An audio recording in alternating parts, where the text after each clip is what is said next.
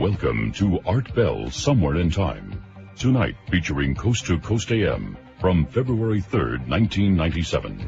From the high desert and the great American Southwest, I bid you all good evening, good morning, as the case may be, across all these many time zones, from the Hawaiian and Tahitian island chains, eastward across this great land, flyover country, to the Caribbean and the U.S. Virgin Islands, south into South America, north all the way to the pole and worldwide on the internet. This is Coast to Coast AM. I'm Art Bell, and tonight, Alex Jason is going to be here, in fact, shortly. And if you have ever wondered about the use of guns, he's going to be your guy. I'll tell you all about him. If you've ever wondered what you're able to do to protect yourself, and perhaps as importantly, what you're not able to do, he's your guy. If you've ever wondered what a crime scene analyst does, and a lot of Americans did until the O.J. trial. As a matter of fact, he covered some of that for CBS. Forensic animations, shooting incident reconstructions, that kind of thing. That's Mr. Jason's territory, and we're going to be talking to him shortly. Late in the program, Steve Forbes, the presidential candidate, Steve Forbes. That'll be late this morning, or early East Coast time, depending on how you look at it. So all of that coming up this morning.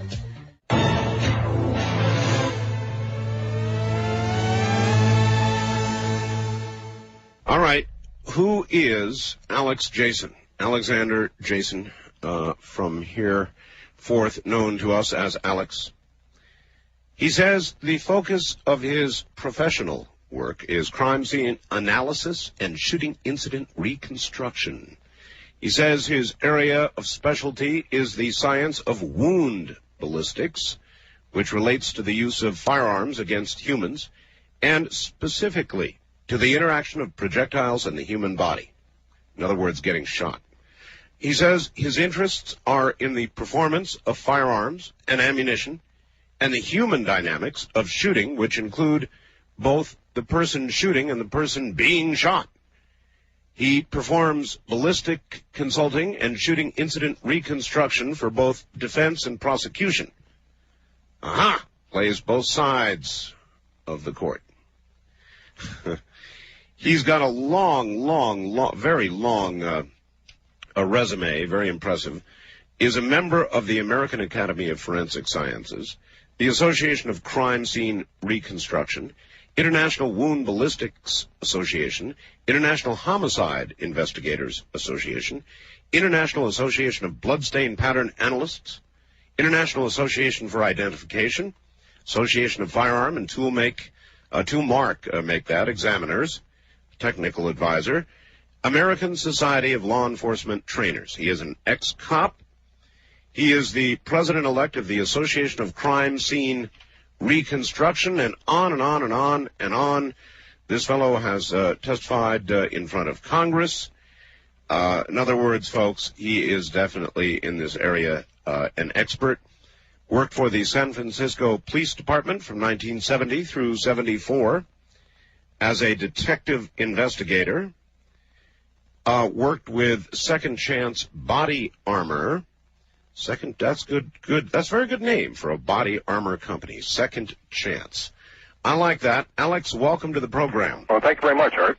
So you do kind of work both sides, defense and prosecution. You are an expert for hire.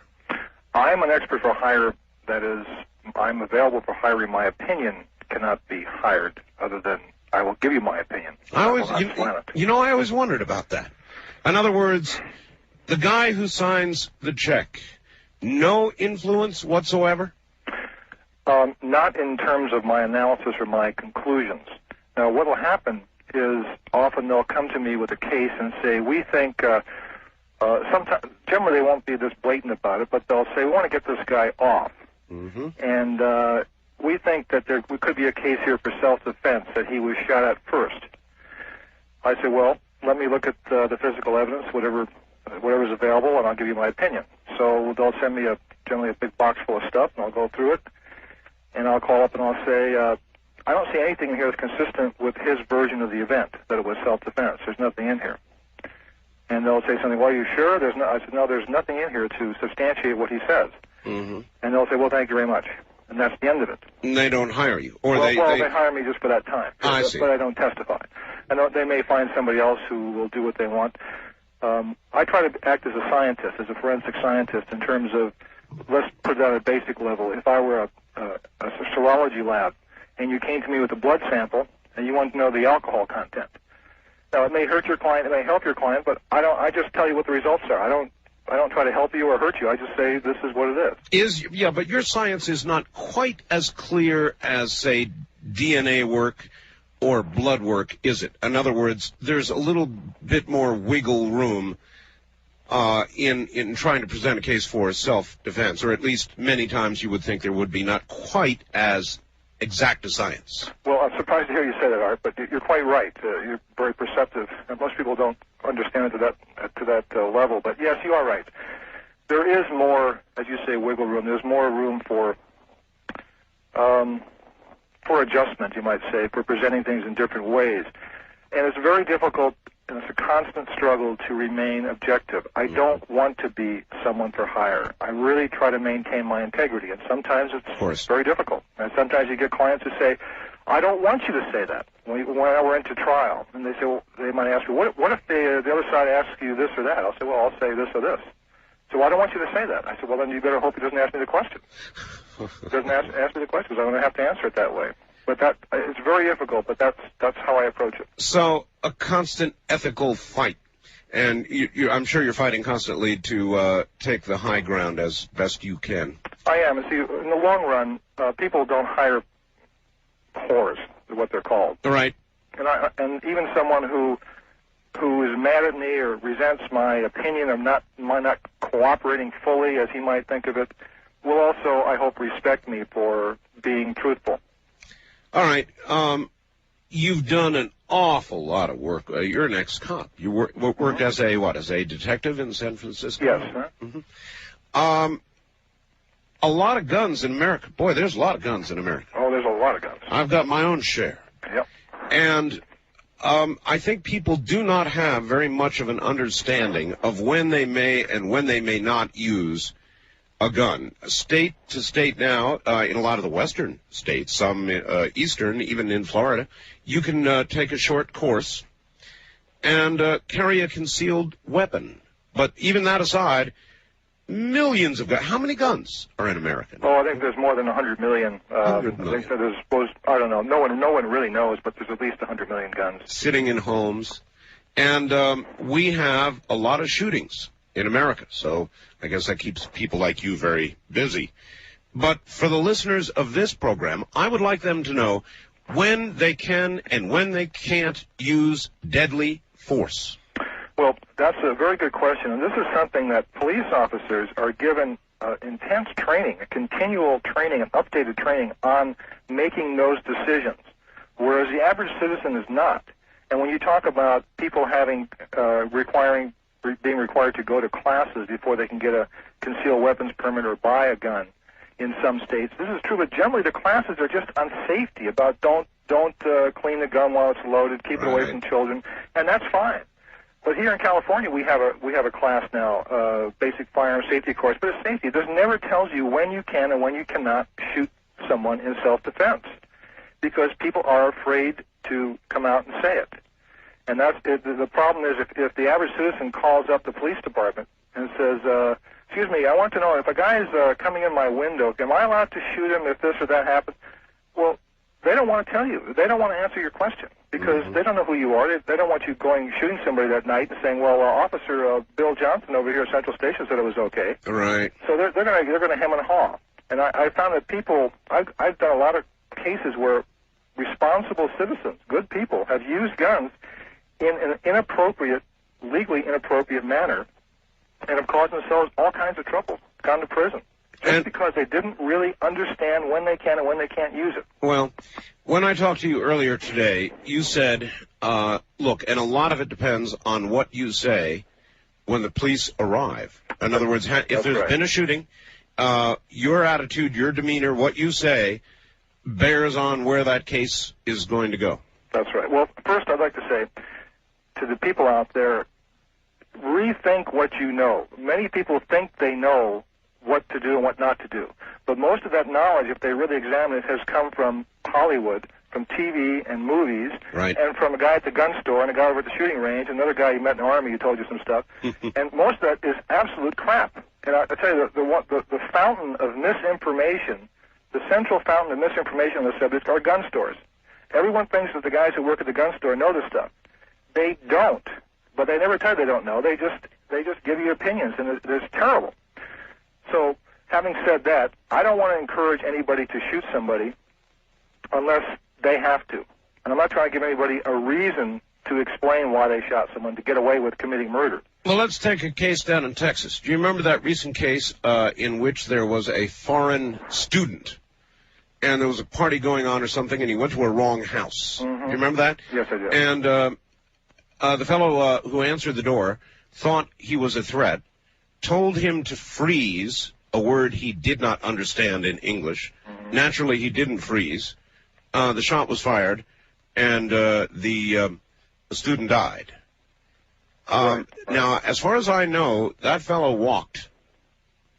Yeah, I wasn't involved in the case. I'm not sure. I think there was 2 trials or something, and I think he walked initially. Then he was found civilly liable, or that's correct, something like that. That's right. Well, this is another thing you have to realize, that even though you may know the law, and you think, well, I know I can shoot somebody if they step a foot in my house, whatever.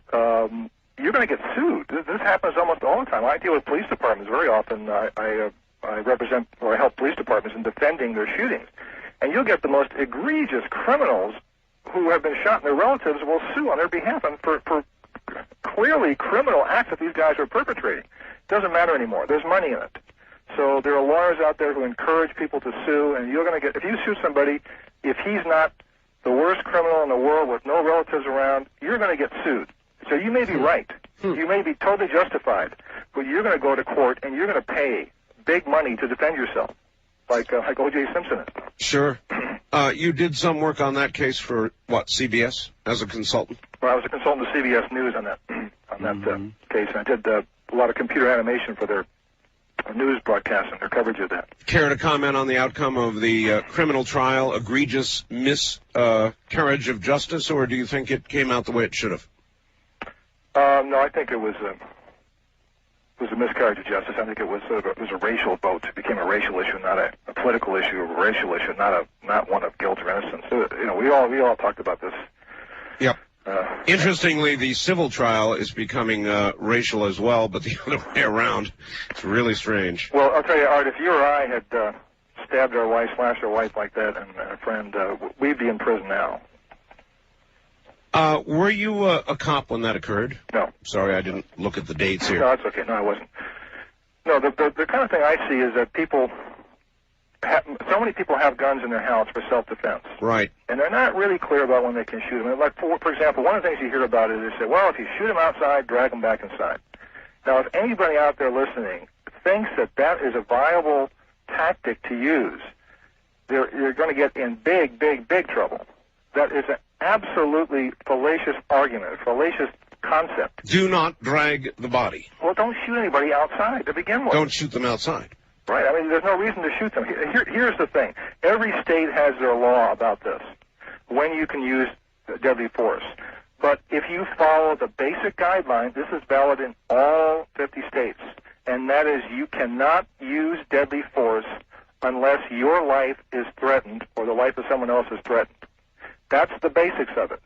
And what's going to happen if you're involved in a shooting, when the police arrive, they want to make a quick decision as to who's the good guy and who's the bad guy. So they're looking real quick to figure out, okay, what happened here? Right. And they're going to look at you and they're going to listen to you. And what you say is going to place you either in the category of a suspect or a victim who had to shoot. And one of the most important things is the concept that you have to understand. If you're using a gun for self-defense, you have to be in the situation where you can demonstrate that it was a last resort, that you didn't want to shoot the person, but you had to. In other words, you fear should for your life. You should not be joyful at taking one more punk off the streets. That's right, and perhaps that's your feeling, and perhaps I would agree with you, but you cannot communicate that. If it looks like you did this, you were eager to shoot somebody, you're going to be in trouble. Well, the classic case, somebody's breaking into your house, all right? You've got a gun, it's dark, you don't know what they've got, you're not a trained a person with a firearm, but they're breaking into your house. You shoot them, they fall down on your rug, you call the police, then what? Well, the police are going to arrive, they're going to take a quick look, they're going to do a quick summation here of a year. They're going to look at you in your bathrobe, look at your wife and your crying kids and your nice house, and then this guy, hopefully some real scummy-looking guy who's, when they get his ID out, he's got a record a mile long. You're in pretty good shape there. Now, they're going to say, what happened? Now, some people will tell you, you're the lawyer that you know at the Kiwanis Club there who does wills and things is going to say, oh, don't make any statement. You don't have to talk. Well, no, you don't have to. He's right. But then you're probably going to get arrested because they're going to figure you're hiding something. There's something going on here because an honest homeowner is going to tell what happened. So are you better off appearing to be conversational, willing to explain what occurred, or shutting your mouth and saying, I want my lawyer here? Well, I'm not a lawyer. I should be clear about that. I'm not a lawyer. I'm giving you the real-life situation. I hear you. The real-life situation is if it was justified, then you can explain what happened. You say, I was sleeping, I heard a noise, my wife woke me up, I knew there was somebody out in the other room, I got my gun from the standard, I went out there, I said, who's there, and I saw this guy, and he came at me, he said, I'm going to kill you, and I just pulled my gun up and I shot him. Oh, he said, I'm going to kill you. Well, that's very clear. Well, okay, I'm just giving you a clear example. If he's, Alex, if he's dead, yes, and he didn't say, I'm going to kill you, yes, but he was coming at you, yes, would you in that situation say, he said he was going to kill me?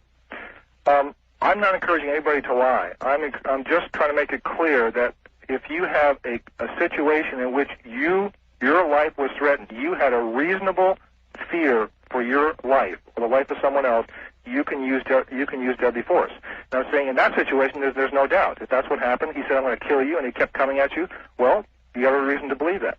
Now, in most states, or many states, it's even more on your side than that. It's just the fact that someone came in your house, an intruder who doesn't belong there, sort of gives you the right to shoot him. You have to check your local laws. But I'm giving you the basic foundational thing. Well, dead men don't give contrary testimony. Well, but wounded men do, and witnesses do. That's right. The guy next door, or the cab driver out front, or whatever, he said... No problem. I heard someone say, oh, please don't shoot me. And I heard someone else say, man, you have no business here. You're going to get it. I'm going to get even with you. Bang. Now we have something else happening. So what's going to happen? The officers are going to come in and they're going to say to you, what happened? And they're going to be listening real careful to what you're saying, to what you say. And they may even get more specific and say, now tell me, you were standing where? Here? Where were you standing? Show me where you were standing. Right. And where was he standing? Right. And then you went from what room to what room? Because they're going to lock you down into a scenario, into a statement. And then they're going to take you and put you down on the couch or something, and they're going to look around and see if there's anything inconsistent with what you said. You said the guy came in the window? Well, they go over the window, it's got a screen on it, it's locked. And things like that. Then, now you're in trouble. I went through a concealed course. Let me tell you what my instructor told me. He said, even if a guy comes in the house, your best bet is to back yourself into into a room somewhere in the house, as far away from him as you can get, crouch down, and wait. In other words, let it be the absolute last resort, even if the jerk is in your house. Now, that's good advice. Now, I'm not saying, I know people out there, their stomachs are turning, saying, I'm not going to let anybody come into my house and that sort of thing. You can do what you want, but what you were told is good advice for staying out of trouble. Believe me, I've seen what happens to people, not only in criminal courts, but in civil courts when you're sued. So if you can avoid it, believe me, you are better off. Shooting someone is not going to make you a hero, not likely. You're probably going to have more trouble from the fallout from that than from not shooting it. Now, I'm not saying you should hesitate in protecting your life, but you should not be eager to shoot somebody nowadays. From a legal and civil point of view. Yes, and even when you're justified, don't ever feel eager, and don't ever communicate that you were eager. All right. Hold on. We're at the bottom of the hour. Rest. We'll be right back to you. Alex Jason is my guest. He is a certified senior crime scene analyst. We're talking about guns and shooting. You're listening to Art Bell, Somewhere in Time on Premier Radio Networks. Tonight, an encore presentation of Coast to Coast AM from February 3rd, 1997.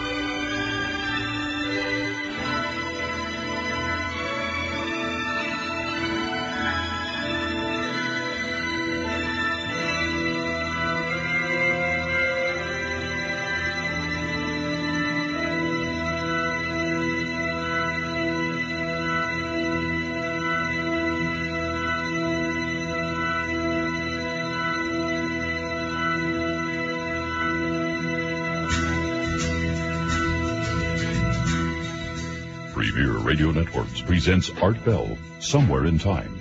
Tonight's program originally aired February 3rd, 1997. Top of the morning, everybody. How'd you like to make more money this year? Sure you would. Everybody would. When you think about the future, do you see the economy getting better or worse? We'll ask Steve Forbes about that later this morning.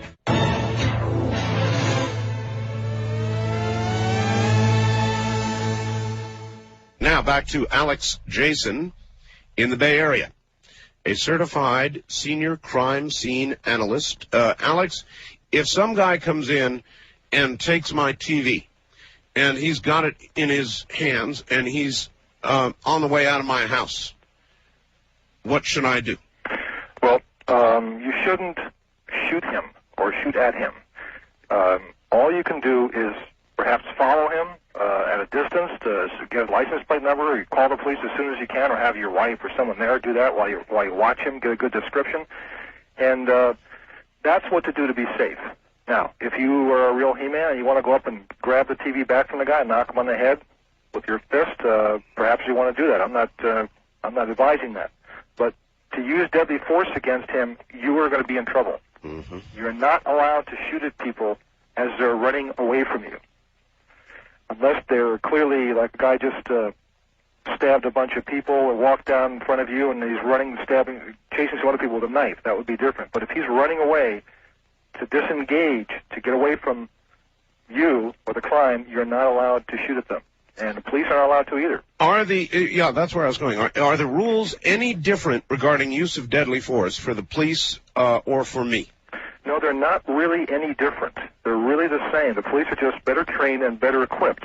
The police can go after somebody and grab them, and if they hit the police officer with their fist, they can take out their club, and then if the guy continues on, they can take out their tear gas, and then at some point you can take out his gun.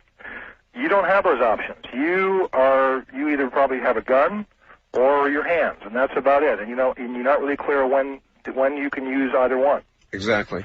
So I'm telling you, the advice I'm giving you is not necessarily what a real man might do by your definition or someone's definition, but it is what will keep you out of trouble. Out of trouble. All right.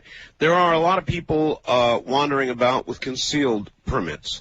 Suppose you see some guy backing out of a bank. He's just robbed a bank. And by happenstance, you're there.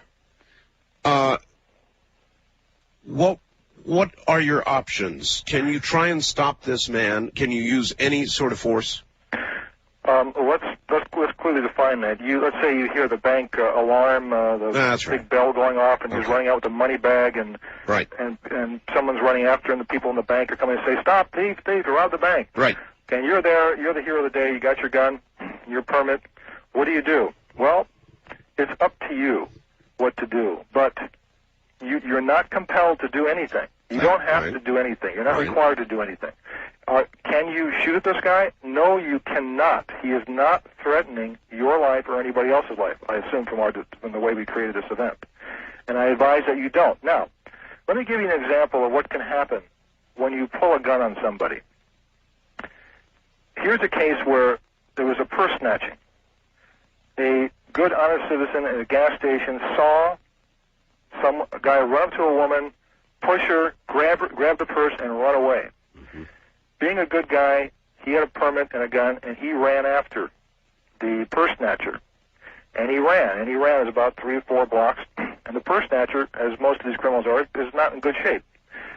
And he gets winded, so the citizen runs up to him, pulls his gun out, and says, "Drop the purse." Well, the criminal is a pretty wise guy, and he knows that he can't be shot legally, and apparently he thinks this guy knows it too, which the guy did, the citizen did. So they stand there looking at each other. So the citizen grabs him and tries to grab the gun, tries to grab the purse from him. Now they have a fight going on. Mm-hmm. But look at the fight. The citizen has a gun which he can't use. What does it do? It's like carrying a 5-pound weight in your right hand, and now you have to fight with one hand. That's right. And at any time, that guy could take the gun from you, and he probably wouldn't mind shooting you. Right. So it's a big liability. So if you're going to attack this bank robber or some other criminal like that, what are you going to do when you catch him, when you grab him? Or if he says, "Hey, go ahead and shoot me," what are you going to do? Shoot me? And he walks over to you. You're going to shoot me? I haven't done anything. These are very difficult situations, and you don't want to get into them. The only time you might take your gun out if you think the guy's coming towards you or threatening someone if he had a gun in his hand.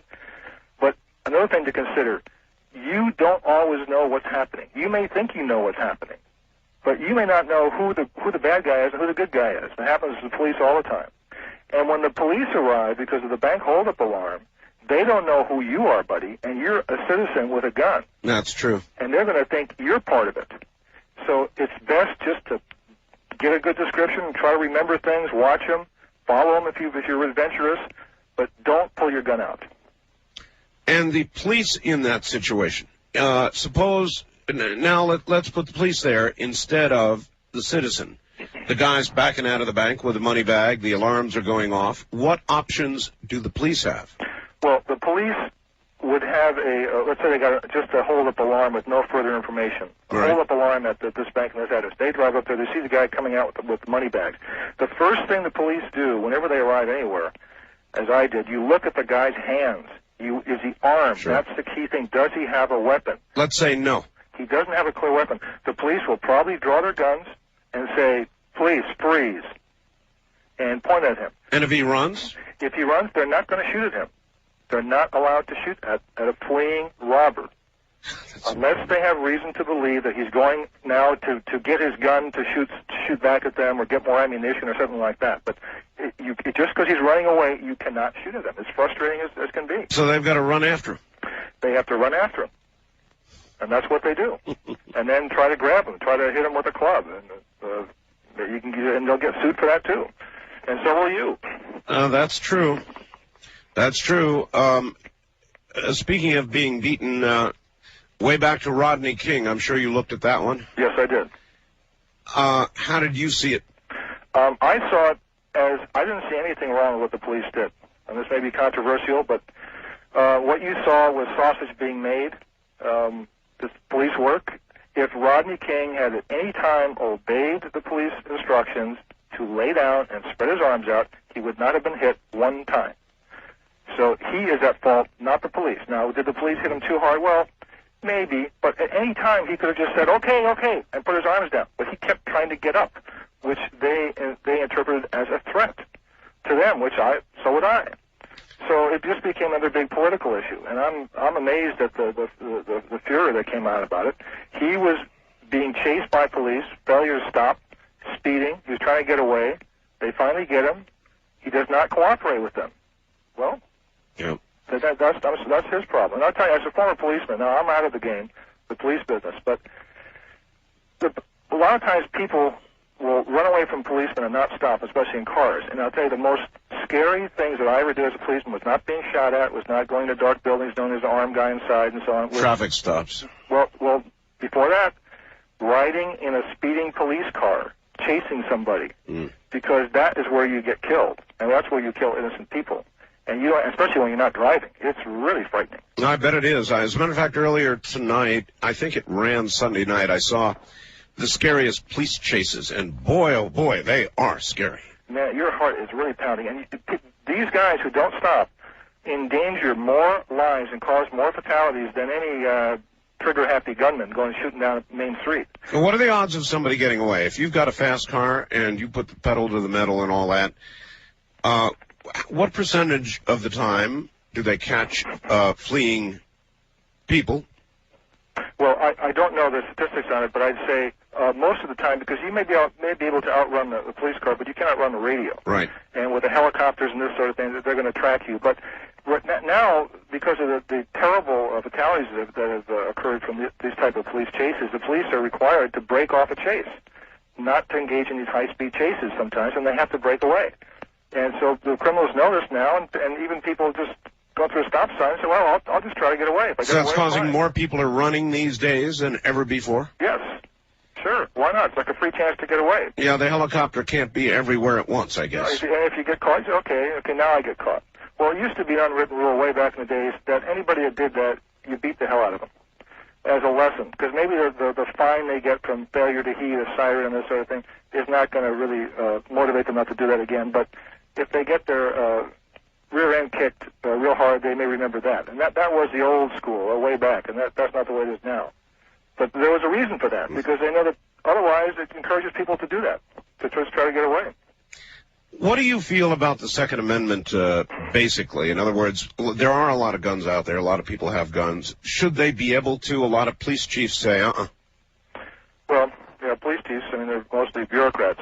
I believe that every responsible person should be allowed to have a gun and to be able to carry a gun unless there's a reason why you shouldn't be allowed to. And I do believe that, and I think that would be a better country. And I made this whole subject of use of deadly force and when you can do it and when you can't for citizens was so important to me that I made a video on this thing, which was sold all around the country, and it explains this whole situation and goes through different scenarios that this happens or that happens, and we interview policemen as far as describing what they do when they arrive at the scene, how they evaluate whether this is justified or not. A district attorney who's tried thousands of cases, and we actually interviewed criminals in the prison. And I got criminals who had been involved in firearm-related incidents, and especially a bunch of burglars. And it was really interesting to hear their interviews. And I said, well, what do you fear most when you go into a house? And they would say, well, someone has a gun in there. Sure.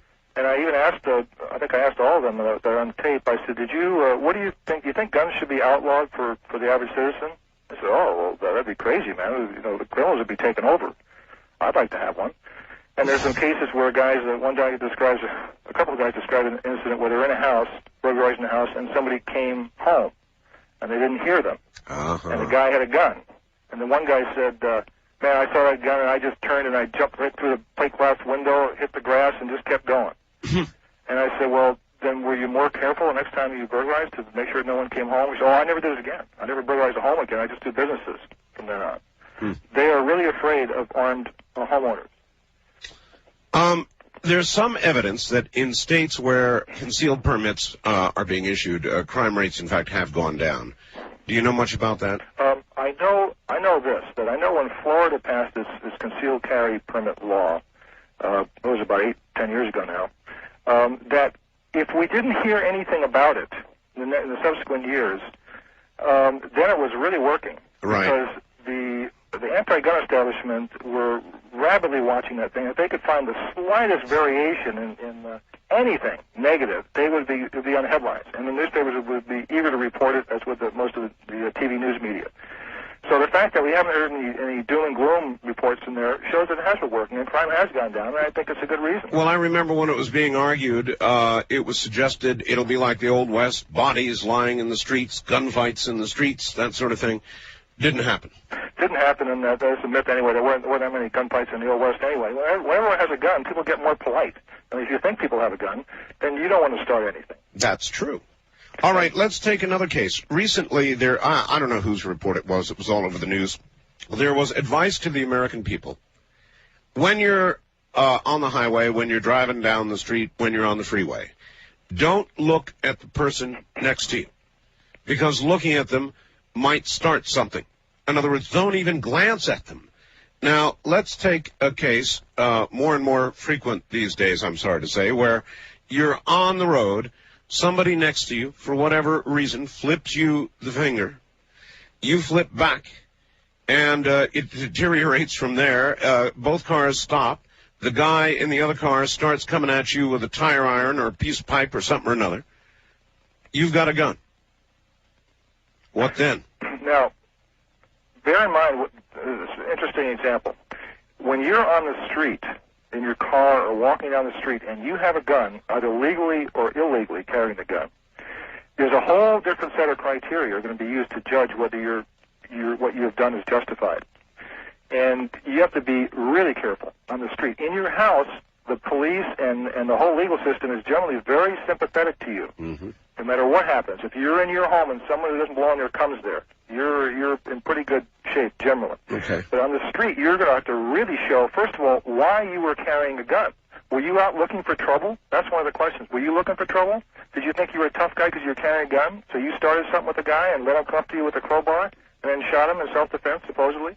That's going to be a real issue. Well, my answer would be, these are mean streets, and I carry a gun because I went and got a permit. That's one answer, one situation. So let's say you got by that hurdle. Then they're going to say, well, what happened? And they're going to look for key words, key signals to your description of what happened. If you say, essentially, that guy cut me off way back down the freeway, right, and I followed him off here, and he flipped me the bird, and then when we pulled up at the light, he essentially did this or that, which made me so mad that this guy deserved to be taught a lesson. And you say something like that, boy, you're going downtown. You're in trouble. Yeah. If what you did was out of anger or revenge, that there's no legal justification for anger, using anger as a defense, or revenge. It has to be that whatever happened on the freeway, and I tried to take the next exit. He followed me off, and at the red light, he came out of his car, and I couldn't get through because there's a car ahead of me. I rolled my window up. He came over, and he had the crowbar, and he started smashing my window. And then I pulled a gun out, and I warned him, and then I shot him. Now, that would be a much easier case to defend. But on the street, it's a whole different world. Suppose somebody tries to carjack you. You stop at a light. A lot of that going on these days. Yeah. You know, somebody sticks a gun or a knife towards you and tells you to get out of the car. Well, you said some very important words. If the suspect had a gun or a knife, now something's different here. You are by definition being threatened, but with deadly force. If someone sticks a gun in your face, points a gun at you, you can generally use a gun in self-defense, and there won't be any question about it. If the guy has a gun, when he's found there with a gun. Now, bear in mind also, sometimes people will pull a gun, and this is one thing that the anti-gun people never understand. They try to equate the number of murders or number of homicides committed with guns, and divide that by the number of guns and the number of accidents, and say you're at risk for even having a gun, more at risk for having an accidental shooting than a self-defense shooting. I know. But guns can be used very effectively in our every day without a shot being fired. You just say, hey, you come any closer, I want to shoot you. Yeah, you never hear about that. No, you don't hear about that, and many times it's not even reported. You go on about your way, the guy goes about his way, and that's the end of it. Listen, you were a cop, and I may have watched too much Hill Street Blues, but I want to ask a question, try to get an honest answer. How many cops carry throwdowns? We call it drop guns. Yeah. Listen, everything's changed. You know, in the old days, that there were things like that. These days, it's just very uncommon. And with all the forensic science work that's been done, for example, if you're going to try to shoot somebody outside and drag them back inside, the physical evidence component available to the police is so great that it's very, very difficult to do things like that. And there was a case just a few years ago where a policeman apparently did drop a gun. He shot somebody. The guy had not been armed. He had a gun, an extra gun with him. Dropped it. He just dropped it there and said that's the gun the guy had. Well, they looked at it and they found it had fibers on it. And when they looked at his clothing, the fibers matched his clothing, which matched the rug in his house and that sort of thing. So, I mean, you better be a super-duper master criminal if you're going to try to pull stuff like that nowadays. And yet, the greatest public example standing is the O.J. Simpson case, where there were blood drops leading all the way right back up into his bedroom and so forth and so on, and still he walked. Well, yes, well, that became a political issue, not one of a forensic science or the facts. Not normal. Let me give you an example of a case that some listeners might be interested in. here's a guy owns a convenience store. This is a wonderful man. I worked on his defense on his trial. Wonderful guy. Worked as a cab driver, saved his money, worked nights in a warehouse, and he and his wife saved the money. They bought a franchise for a convenience store in an inner city area. He's a black guy. He's working in a black district, and he's a really hard-working, good American guy. And he's being robbed very often. Robbed technically means with force or fear, generally a stick-up, and being shoplifted all the time.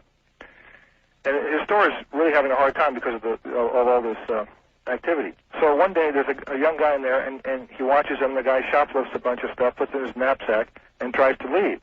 So the store owner goes and grabs him, and they have a wrestling tussle there, and the shoplifter breaks away and runs outside. Mm-hmm. So the shop owner, doing what most people would feel like doing, gets his gun from under the counter, gets in his car, and goes out looking for him. Sure. And he finds him. So he gets out of his car and pulls the gun on him and says, "Get in my car." And he's going to take him back to the store, call the police. All right, I'll tell you what. We're Yes. going to have to finish this after the top of the hour. So sit tight. We'll be right back to you. My guest is Alex Jason. Interesting stuff, huh? More of it coming up next hour. I'm Art Bell. You're listening to Art Bell, Somewhere in Time on Premier Radio Networks. Tonight, an encore presentation of Coast to Coast AM from February 3rd, 1997.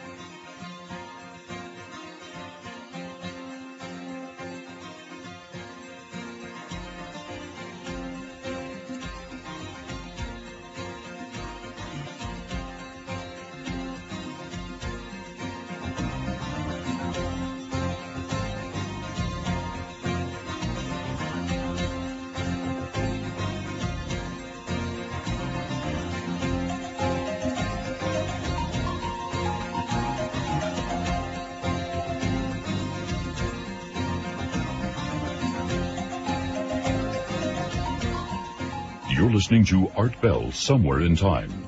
Tonight, featuring a replay of Coast to Coast AM from February 3rd, 1997. Life and death issues. Alexander Jason is my guest. He's a certified senior crime scene analyst, shooting incident reconstructions, forensic animations. He's got a long history of work in law enforcement. Was a cop in San Francisco. Consulted with CBS on the O.J. Simpson case. Is a member of the American Academy of Forensic Sciences, Association of Crime Scene Reconstruction, International Wound Ballistics Association, the International Homicide Investigators Association, and on and on and on and on. A very long resume. And we're talking about when you can and when you cannot use a gun or deadly force. We'll get back to him in a moment.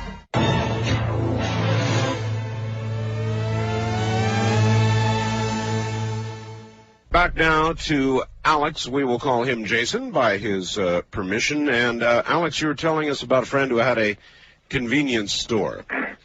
Well, this was a client, really. He had a convenience store in inner city, and he had a lot of problems with the criminals of shoplifting and robbing his stores. And one shoplifter got away with some stuff, and he tried to stop him, and ended up, the guy got away. So the store owner went and got a 38 from under the counter, got into his car, and went looking for him. And he found the shoplifter a few blocks away. Mm-hmm. He pulled the gun, ordered him to get in the car. The shoplifter did, and the store owner was trying to take him back to the store where he was going to call the police. Sure. So he's now driving with the gun in his right hand. Mm. The criminal seated on his right in the passenger seat. He's driving the knapsack where the stolen goods were in between them. between the seats, and he comes to a intersection where he's trying to look to his left to clear the traffic, and the shoplifter realizes it's a good time to get away, so he pops the door open, grabs his bag, and starts to leave the car. The store owner tries to grab for him with his right hand, in which the gun is, and he grabs part of the bag, and they tussle back and forth, and it's a long story, but one shot's fired. The shoplifter runs away. The store owner says, "God, should I shoot myself, my hand, or my car, or the ceiling, or something?" No, he can't find any damage. He knows the guy hasn't been hit because he just ran away like a deer. So he drives back to his store. Well, it turns out the shoplifter ran around the corner and died. He had been shot. Oh. And so now he's arrested for murder and kidnapping, for forcing someone into his car. Murder and kidnapping. Kidnapping and murder. What should he have done? He went out, he found the guy. What should he have done instead of what he did? He should not have taken his gun with him to confront the shoplifter, because there's no legal justification for using it. It could only get him to trouble. He might want to take the gun with him and go drive around looking for the guy just in case this fellow attacked him or something. But to confront him with a gun and force him into the car, he's now guilty of kidnapping. So he was tried for kidnapping and murder, and he was found guilty of a manslaughter charge. I forget what type, but he lost everything, and now he's being sued civilly by the family. Oh, brother.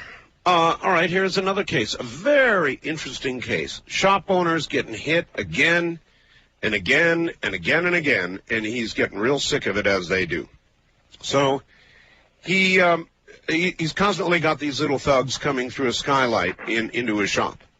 So he erects a little cage below the skylight where the bad guy jumps in. Sure enough, bad guy comes through the skylight, jumps down into the cage, and is promptly electrocuted. Traps, are they legal? No. If you design a trap that is designed to kill someone or inflict serious injury, that in many states is a felony in and of itself, the fact that you constructed one, whether or not it's used. You cannot do that. Now, if someone climbed in, as many criminals do, they'll climb down a chimney or one of these ducts in a ceiling of a restaurant, for example, where the hot air comes out over the grill, and they get stuck in there and they die. Well, that's a different thing. But if you design something intentionally to kill someone, it's a very bad idea. Not only because of the liability that you face, but also because firemen have to get in sometimes, or policemen, or other things can happen. So it's a very bad idea, and it'll get you into big trouble. Now, there's been cases where people have got away with it and so on, and you may get lucky if you do something like that, and someone will be sympathetic, but I wouldn't count on it. All right, here is a fax. I'm getting many of them. You're creating a lot of interest. It's from a lawyer. Art, I'm a lawyer intensively involved in firearms issues and self-defense, and I've got to disagree with your guest regarding talking to the police. Besides, quote, I want to talk to my lawyer, end quote. In the excitement of the moment, with the adrenaline pumping, it is very easy to say something you will no doubt regret later in either civil or criminal court, unless you need to say something to preserve evidence. In other words, the shooting is at a truck stop, and a truck with your assailant's bullets is about to drive off. It's better to spend a night arrested in jail than to spend the rest of your life in prison or paying off a civil verdict. You know, what he says is very accurate. He knows what he's talking about. What I was saying is, I'm giving you the general advice that if you don't talk, you might start something. You may spend overnight in jail. But he's right. You may regret it if you're going to say a bunch of things. I would say my advice for what I would do is that I would give the minimum. I would say I was asleep, I heard the guy come in, whatever, blah, blah, blah, and I shot him, and that's it.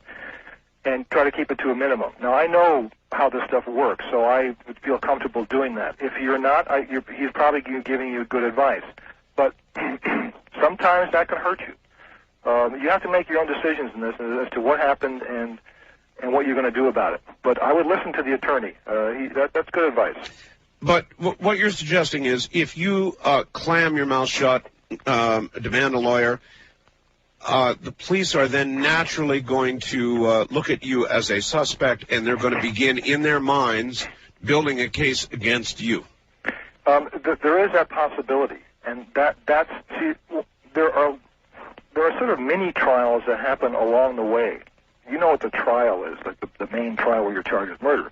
But there's a little trial when the police get there. They're going to vote on whether you're guilty or not guilty. And then when the report is sent in to the detectives, they're going to vote on whether this takes further action or not against you. And then it's going to go up to the district attorney's office, perhaps, and they're going to make a little mini trial. Well, should we prosecute this guy or not? Or what should we prosecute him on? So you would like to avoid it at the bottom level. And I was saying, if what you did is clear, there's no problem with it, I think you should talk. If you know what to say. Well, if you know what to say, and the attorney is absolutely right. You can get yourself in big trouble and most people aren't trained at this sort of thing. They can't rehearse this thing. They're upset. This is a very traumatic event, and they may say things that will be against their interest. So it's a very difficult subject because we're talking about individuals, and I can give you advice, Art, if I know you well enough. Sure. That might suit you, but it may not suit your brother or my brother or somebody else. So it's a very difficult thing. So when in doubt, you might want to do that. Is there advice that you would give privately, Alex, that would differ from what you're able to say here publicly? I assume there is some. Well, to be frank, there might be, but in general, anything that I would not encourage anybody to falsify things because it's so easy or it's so difficult to maintain the lie. When you're not trained at doing that and you don't know what the police know or what they're going to look at or what kind of physical evidence is going to be left behind or what kind of witnesses there are. Like, for example, that store owner who had that incident where he shot the shoplifter, right. He made no statement. So the police didn't know whether he just grabbed this guy in the street and killed him. They didn't know anything about anything. They didn't know he'd been in the store even. Because he didn't make any statement. Now, I don't know if that would have helped him or hurt him at the time, but the police had no other really alternative than to say, well, we have witnesses to say he pulled a gun on this guy, he put him in the car, and then the guy tried to get away, and he shot him. So that's kidnapping and murder. So he had really no chance to get a lesser charges filed to begin with. Whether or not he should have talked and said something, it's a very difficult, complicated legal strategy, and it could go any of many ways. All right, well, while we're on the subject, here's another one, same thing, really. This is Pat from Minneapolis, St. Paul, Minnesota.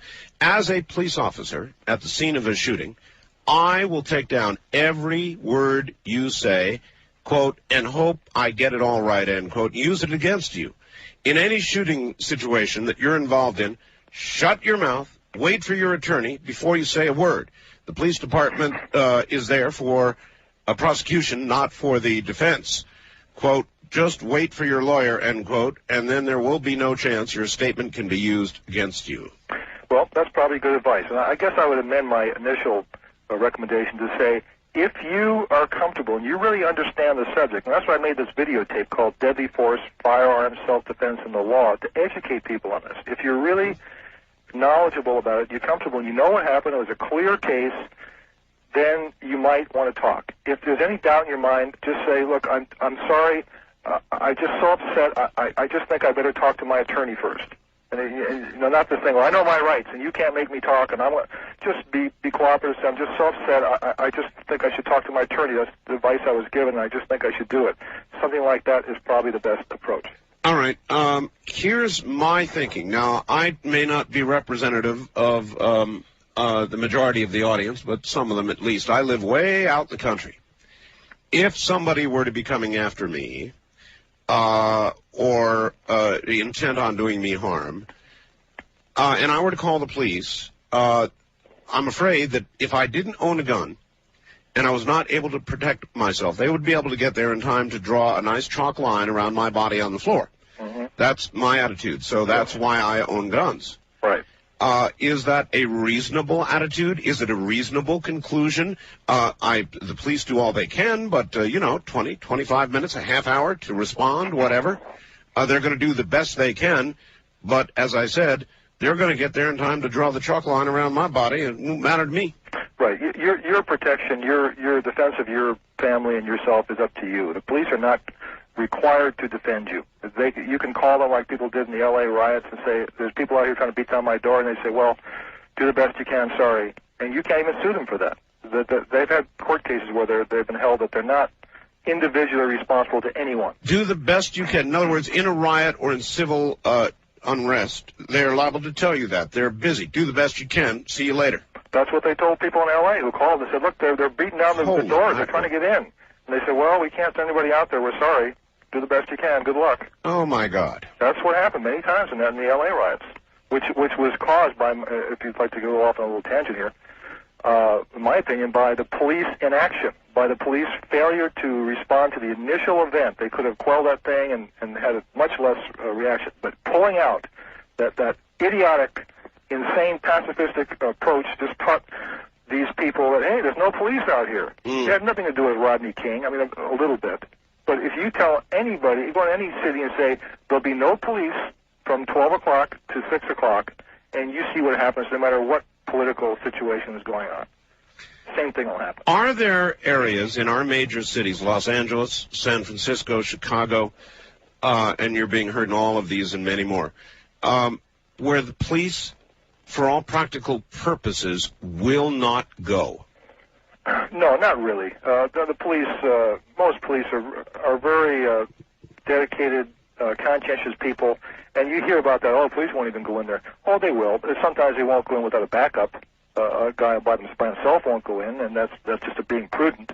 But I don't think there's any place that the police will definitely not go in. If it's that bad, then they'll get 40 guys together and go in there and straighten it out. So it isn't that bad. But that's generally a myth. Mm-hmm. Where gangs control turf, absolutely, in neighborhoods, that sort of thing. Well, most police, if you have an area where the gangs are really heavy like that, and they're starting to build up that kind of strength, they'll get together and have a task force and bring in the state police and whatever the other authorities, and they'll go in there and really go after them. I mean, you had a case like that. It was Idaho or Montana with those free men. Yes. And those guys kind of ran on their own for quite a while. There was a 1 or 2 man department. He couldn't handle against them, but they finally put together enough power, and then they went in there and did it. All right. Again, this will bear on my situation, not necessarily everybody's, but I'm in the country. I'm fenced, and I'm posted. And the local police department tells us out here, you must post your property with no trespassing signs. What sort of protection does that afford, or legal precedent does that establish when you post? You need to talk to a lawyer. I can just talk about use of deadly force in terms of what I know, what has happened, how it really works as a policeman and as a... Right, but what I'm asking is if somebody, say, breaches that well-posted fence saying no trespassing, yes. Is there any legal... you're not going to be able to answer that, are you? I don't know. That's a technical issue, and I don't know. Okay. But what I want people to know is when they have a gun for self-defense, the other issue, aside from when to use it legally, is to keep it. You have a responsibility. If you have a gun in your home, you have a responsibility to keep it safe, not only from children but from criminals. Because that's a great source of weapons for criminals is the weapons they steal from homes. Sure. So if you have a gun, you should have a safe. I mean, a good safe, and alternatively, a really good hiding place. I don't mean under your socks or under the pillow. I mean a really good hiding place. Because you have a responsibility to keep that gun out of the hands of criminals. And if it's taken in a burglary, that's who's got it. You've now armed a criminal, and that gun's going to be in circulation. So I want to encourage people to be responsible gun owners. There's some new technology on the market. I wonder how you feel about it. I'm hearing about this new electronic something or another that knows what finger is on the trigger, and if it's not the owner of the gun's finger, it won't fire. I'd be a little edgy about that, and I'd want to really know that sucker would fire every time it felt my finger. How do you feel about that? Well, this has been around for quite a while. There's something new, I know, but initially there's one called, I think it's called MagnaSafe or something like that, where this fellow near here, I live near the San Francisco area, and there's a fellow down here who invented this thing, and it works. You wear a special ring, and you might think of it as a magnet, and you have a magnet on your ring, a ring that's a magnet, and if that magnet is not sensed by the grip of the gun, you cannot fire it. And I tried it, and it works. But so he thought, well, I have this invention. He got like the patent of the year from a bunch of associations. He got awards from chiefs of police associations and stuff, but nobody bought the darn thing. Because when you need a gun, you need it, and you need it, it's got to work. And you have enough problem with guns malfunctioning, even though they're great, expensive guns and well-maintained for various reasons. Right. And to put another unknown factor in there is people are just really afraid of doing that. Now, eventually, we'll have some sort of biosensing system where it'll know you by your smell or by an embedded chip in your hand or whatever. And I suppose it'll work flawlessly. But until you get something that's really reliable, you're going to have a hard time selling that. But I think it's a good idea if it would work. All right. Mr. Bell, I am a police officer very much interested in shooting recreation in ballistics. Could you ask Alex what courses or materials for research he would recommend for me to study? Also, is your guest familiar with Dr. Martin Fackler's studies?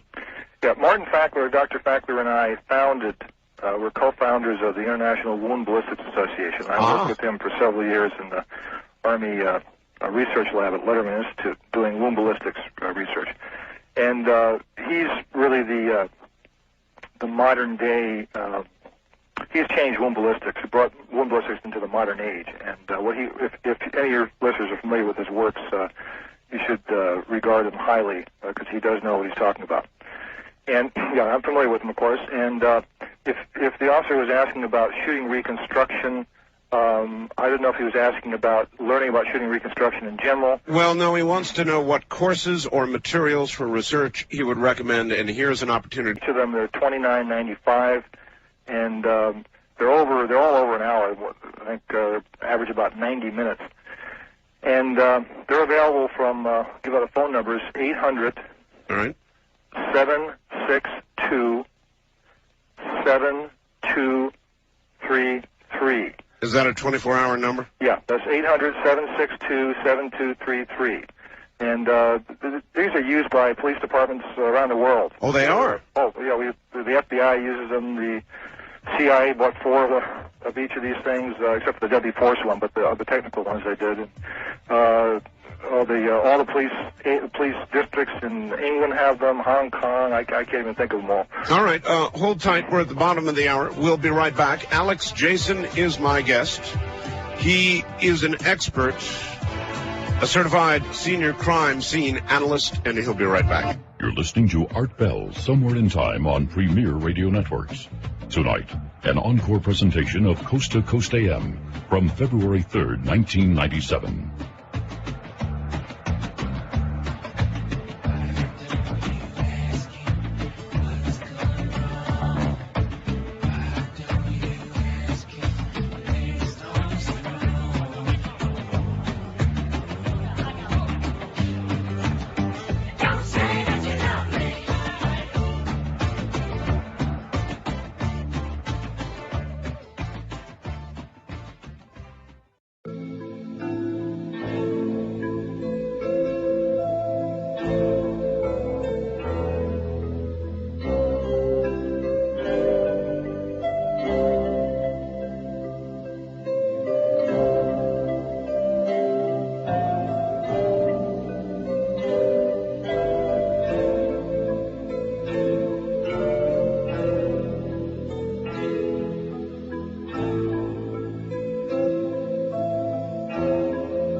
Premier Radio Networks presents Art Bell, Somewhere in Time. Tonight's program originally aired February 3rd, 1997. Alex Jason is my guest. Top of the morning, everybody. We will go to the line shortly, so if you have a question, and I know a lot of you do, feel free to begin coming now.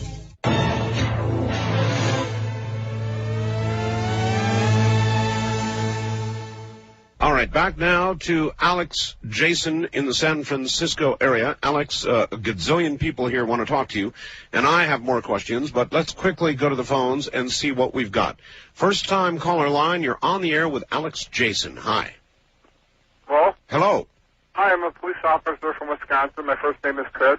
Yes, Chris. I don't really have a question, I have a comment.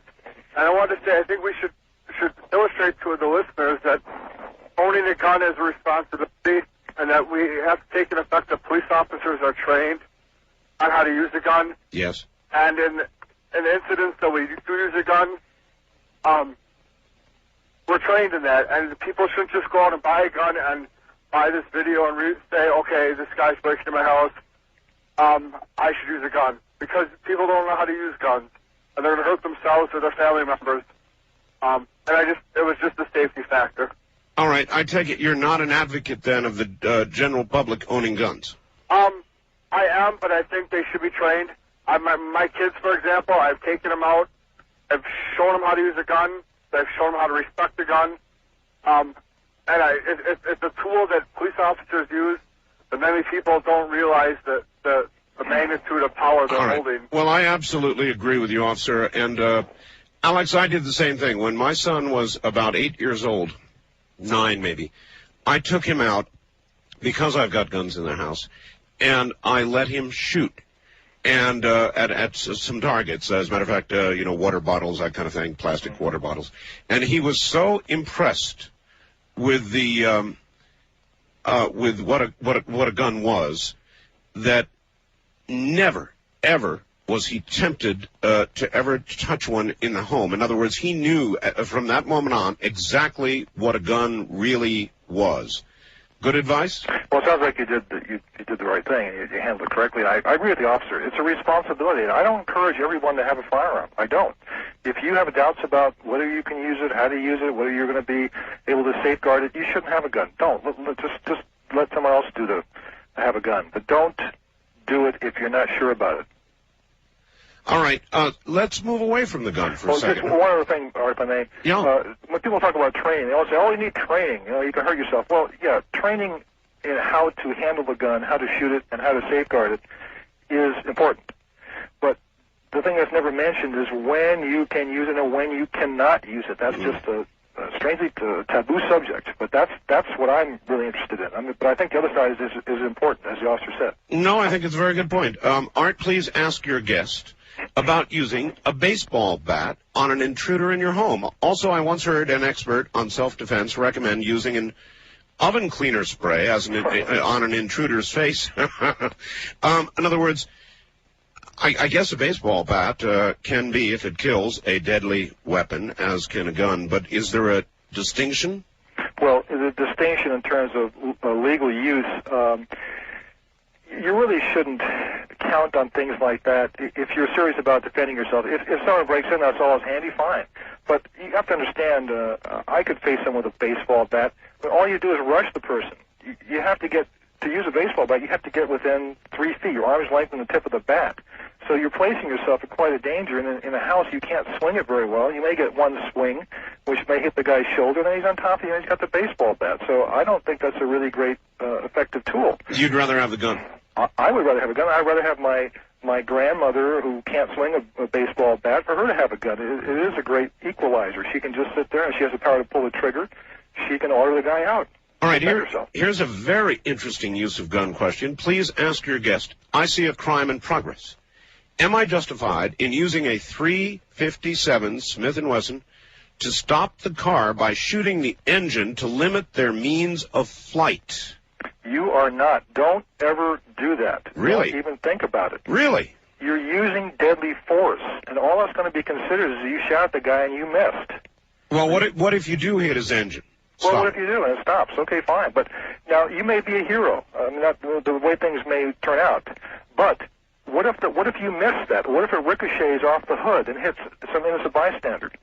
You're getting into a real big territory here. You're exposing yourself to great personal liability. For what? To prevent a criminal from getting away? If he's a threat, if he's a maniac guy with a machine gun mowing down people, well, okay. But I don't recommend that. And besides, a .357 Magnum is not going to penetrate an engine block, in spite of what you hear and see. And that's one of the things I did in my deadly weapons tape. Oh, really? Because I take an engine block, and I say, here's an engine, here's a .357 Magnum with armor-piercing bullets, and I fire at the engine block. And then I show a little mark on the side of the cast iron and wipe it away, and it's just absolute nonsense. There's so much misinformation about guns and ballistics and wound ballistics. That's one of the reasons I made this deadly weapons tape, to show what guns will penetrate, how a bullet will penetrate glass or car doors or tires and gas tanks. One of the things we did is we took a gas tank half filled with fuel and shot it with all kinds of weapons. Does it explode into flames? No.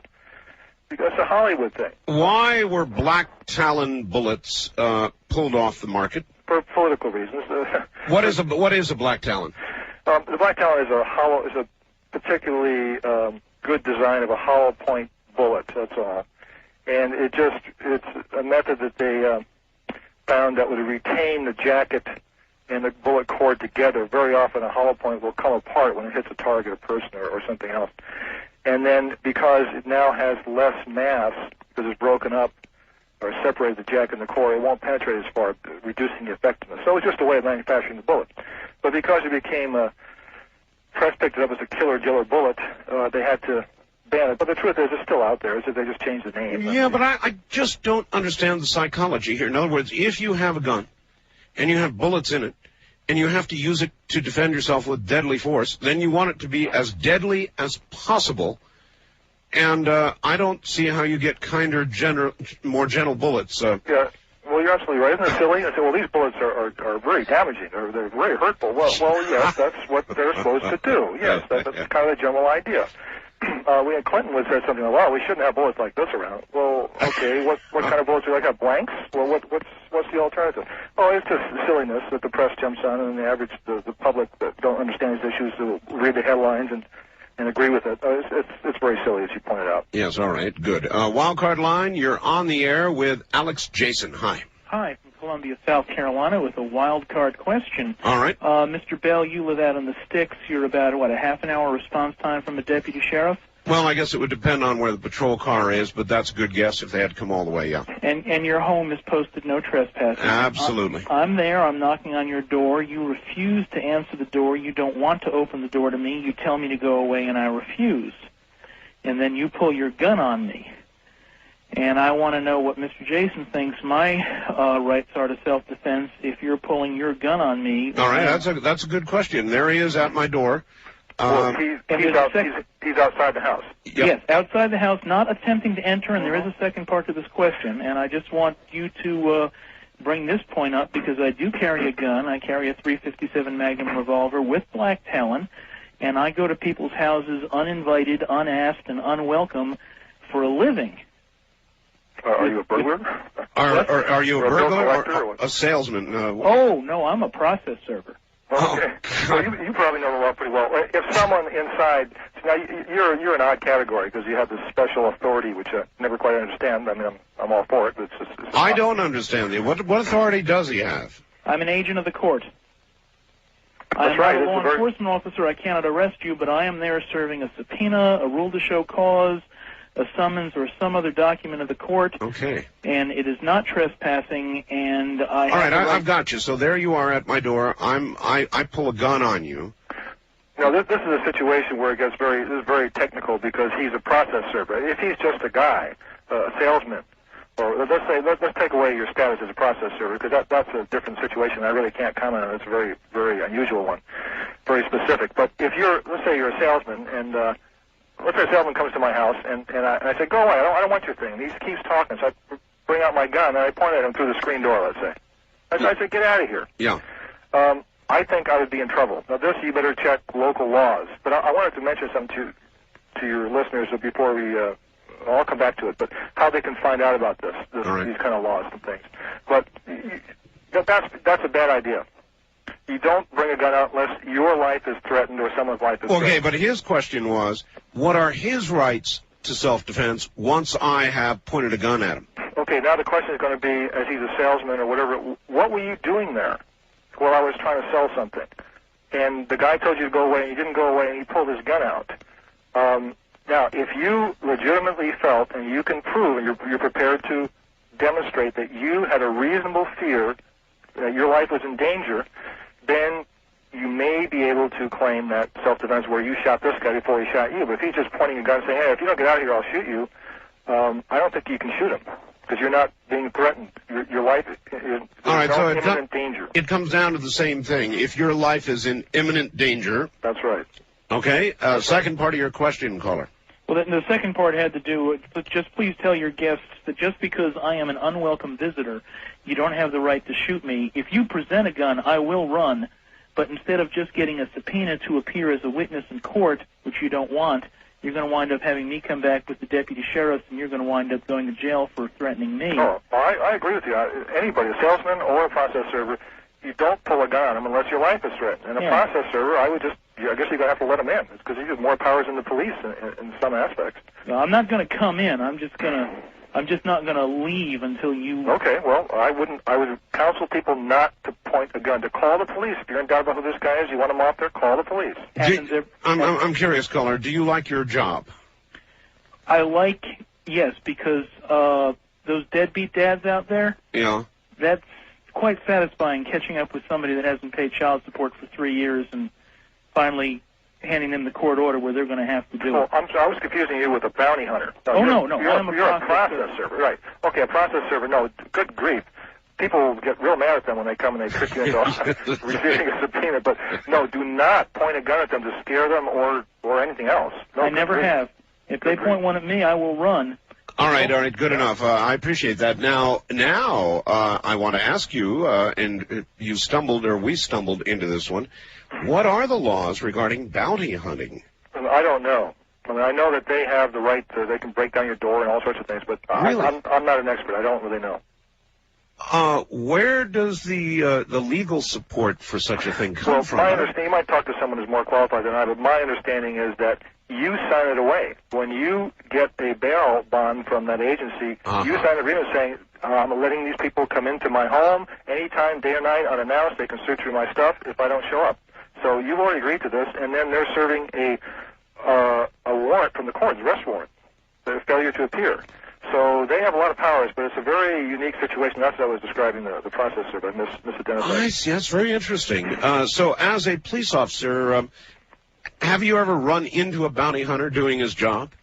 I think, I did. It wasn't a real unusual character like you see these guys look like bikers. It was just some guy in a suit or casually dressed, sport coat and tie, and looked like a cop actually, and he just wanted some backup.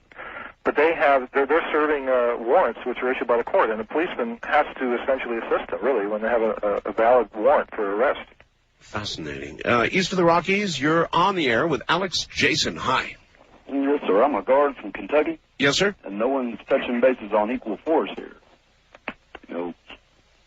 The use of first, before you can use deadly force, you better think of equal force. Well, not really. In terms of if your life is in danger, it doesn't have to be. If a guy has a knife, that's what I was going to say. He's threatening you with a knife. Says, "I want to kill you," and he's advancing towards you.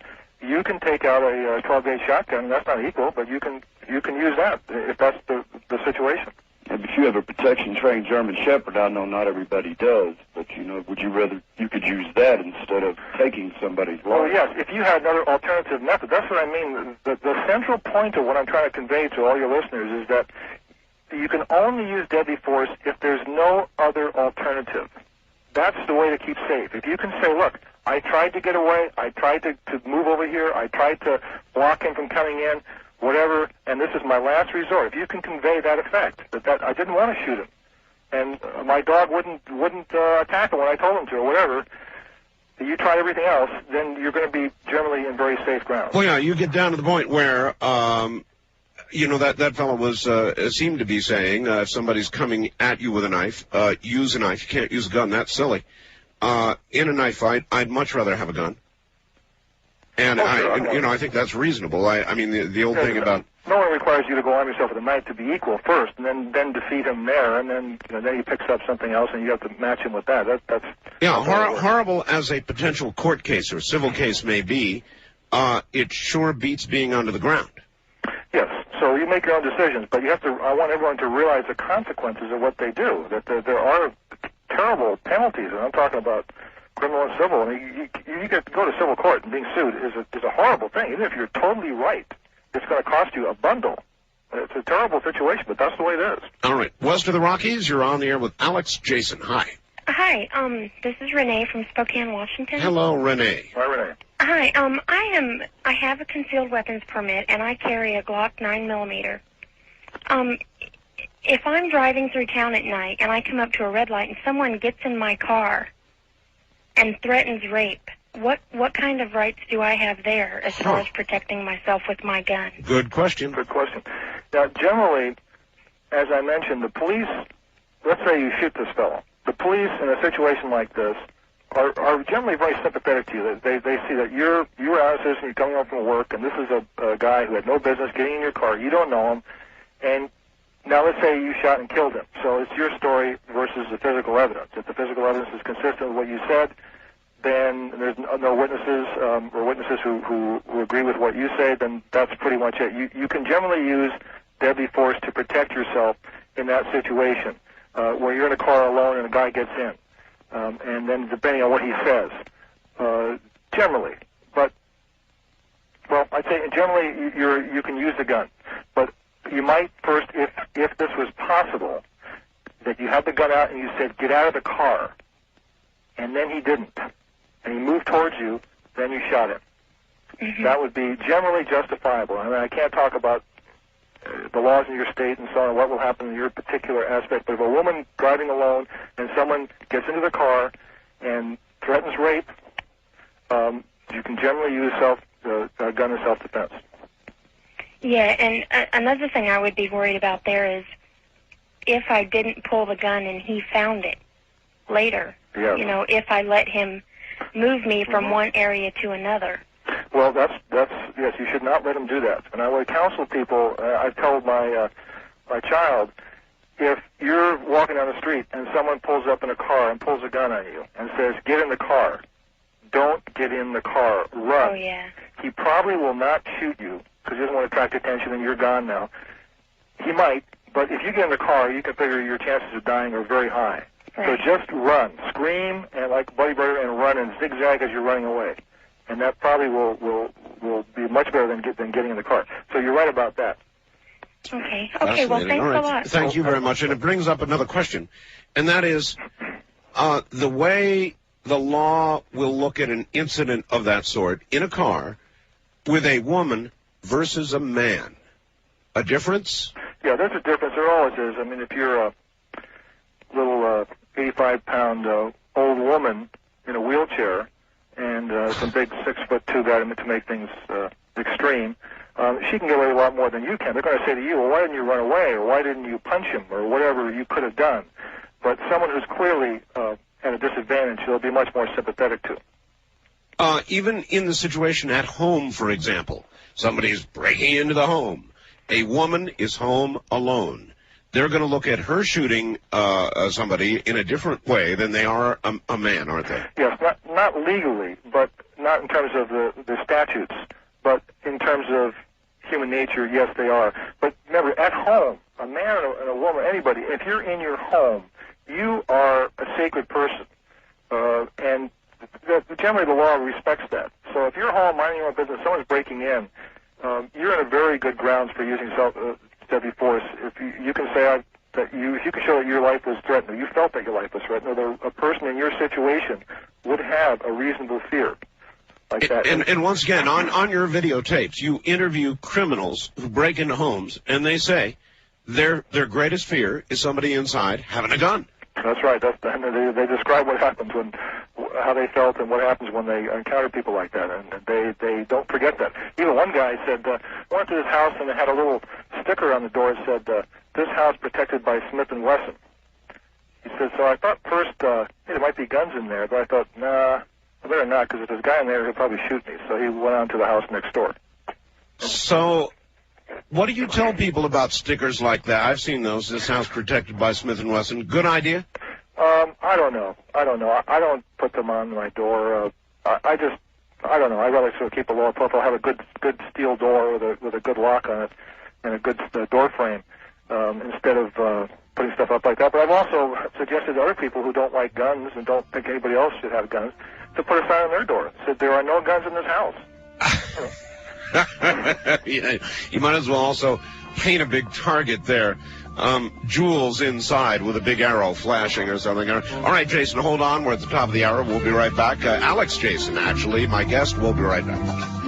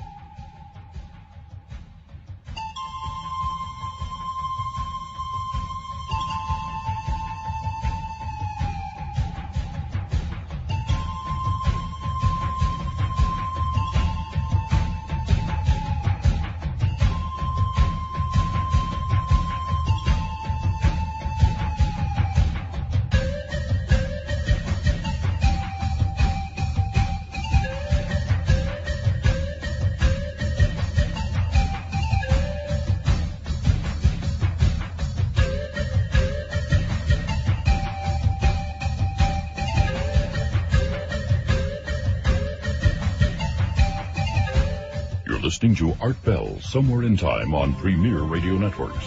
Tonight, an encore presentation of Coast to Coast AM from February 3rd, 1997. And I know some of you are joining us at this hour. Good morning. You've missed two very, very good hours. My guest is Alexander Jason, actually. A very, very long resume, a complete resume. He is a professional in every sense of the word. A certified senior crime scene analyst, a qualified expert witness in crime scene reconstruction, shooting incident reconstruction, wound ballistics, and forensic animation in federal and state courts, California, Washington, Colorado, West Virginia, Alaska, and Maryland. His professional memberships include the American Academy of Forensic Sciences, the Association of Crime Scene Reconstruction, International Wound Ballistics Association, the International Homicide Investigators Association. He was a San Francisco investigator, policeman. The International Association of Bloodstain Pattern Analysts, International Association for Identification, Association of Firearm and Tool Mark Examiners, a technical advisor, and the American Society of Law Enforcement Trainers. And I could go on reading for pages. And we've been talking about generally when you can and when you cannot use deadly force. I think you'll find it absolutely fascinating. Stay right where you are. He'll be right back.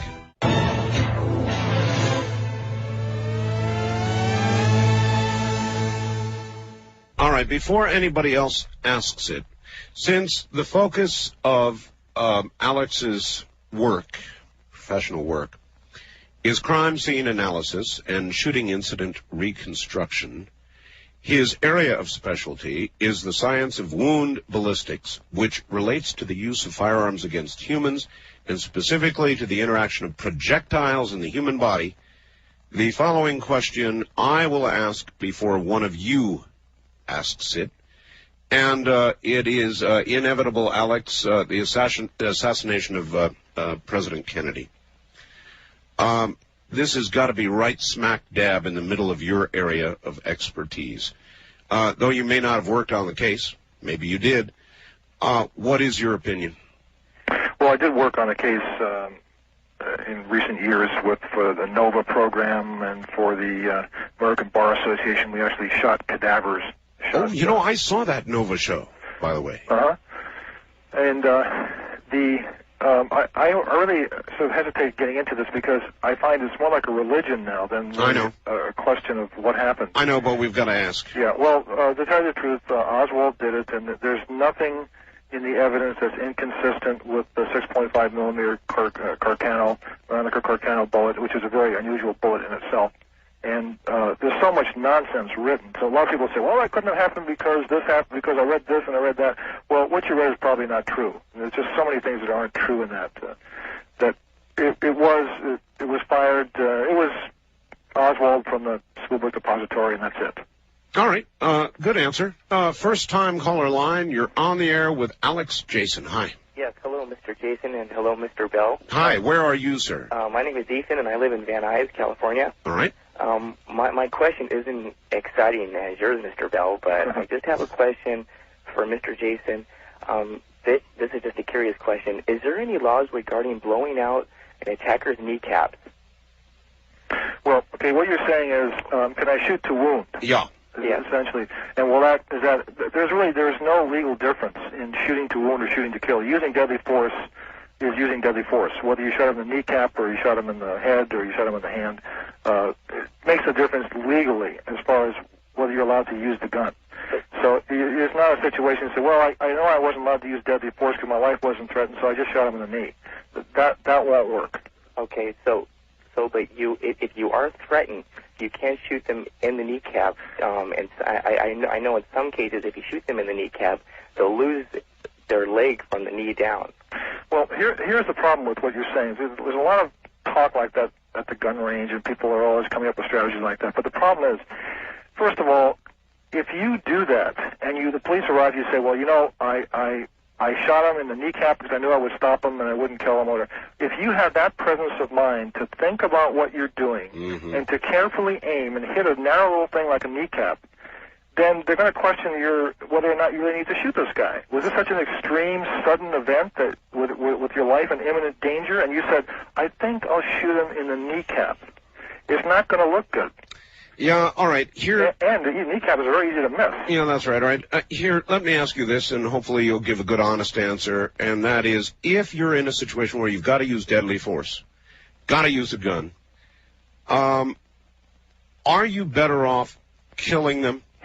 I know that's a really hard question, but frankly, aren't you more likely to end up in court paying out to this person for the rest of their life if you just wound them? Is there anything to that? Well, first of all, let me answer your question backwards. Assuming it's a good shoot. Yes. Whether or not the person's killed or not, if you kill him, you're probably going to have more suits because then all the relatives will get involved and say, oh, boy, this is our chance to make some big money here. So just from what I've seen, that's sort of the way it goes. But remember this. You're not trying to kill anybody. You are trying to prevent a crime from occurring. You're trying to protect your life. That's what you're doing. You're not trying to kill people. You're trying to protect a life, your own or someone else's. Well, yes, but the presumption of that question is that is what you're doing. Now, it goes back to what this caller said about the kneecap shot. In other words, if you're a good enough shot that you could disable him by taking out his knee, should you do that, or should you shoot to kill? Well, you really shouldn't define it that way, because in a real emergency event where you're going to use deadly force, you're lucky to hit the guy at all. And you should aim for the center of mass, not because that's the most deadly spot. That gives you the best hit probability. Because you're going to be very nervous. Things are moving quickly. He's maybe moving. You're moving. You just want to get some shots in there to stop him from attacking you or stop him from doing what he's doing, to prevent him from shooting you or stabbing you or whatever he's trying to do. And that is you just shoot. You don't think about, I'm going to wound him, I'm going to kill him. And if you do, if you have that presence of mind, don't say that. When the police get there, you say, I shot him, hit him, I don't know where I hit him, in the knee, whatever. You don't say, I thought I just hit him in the knee, because I know that I can kill him, so I thought, then it sounds like you're some kind of nut. This is kind of weird, where you're picking your shots and stuff. Just, the guy threatened my life, and I shot him.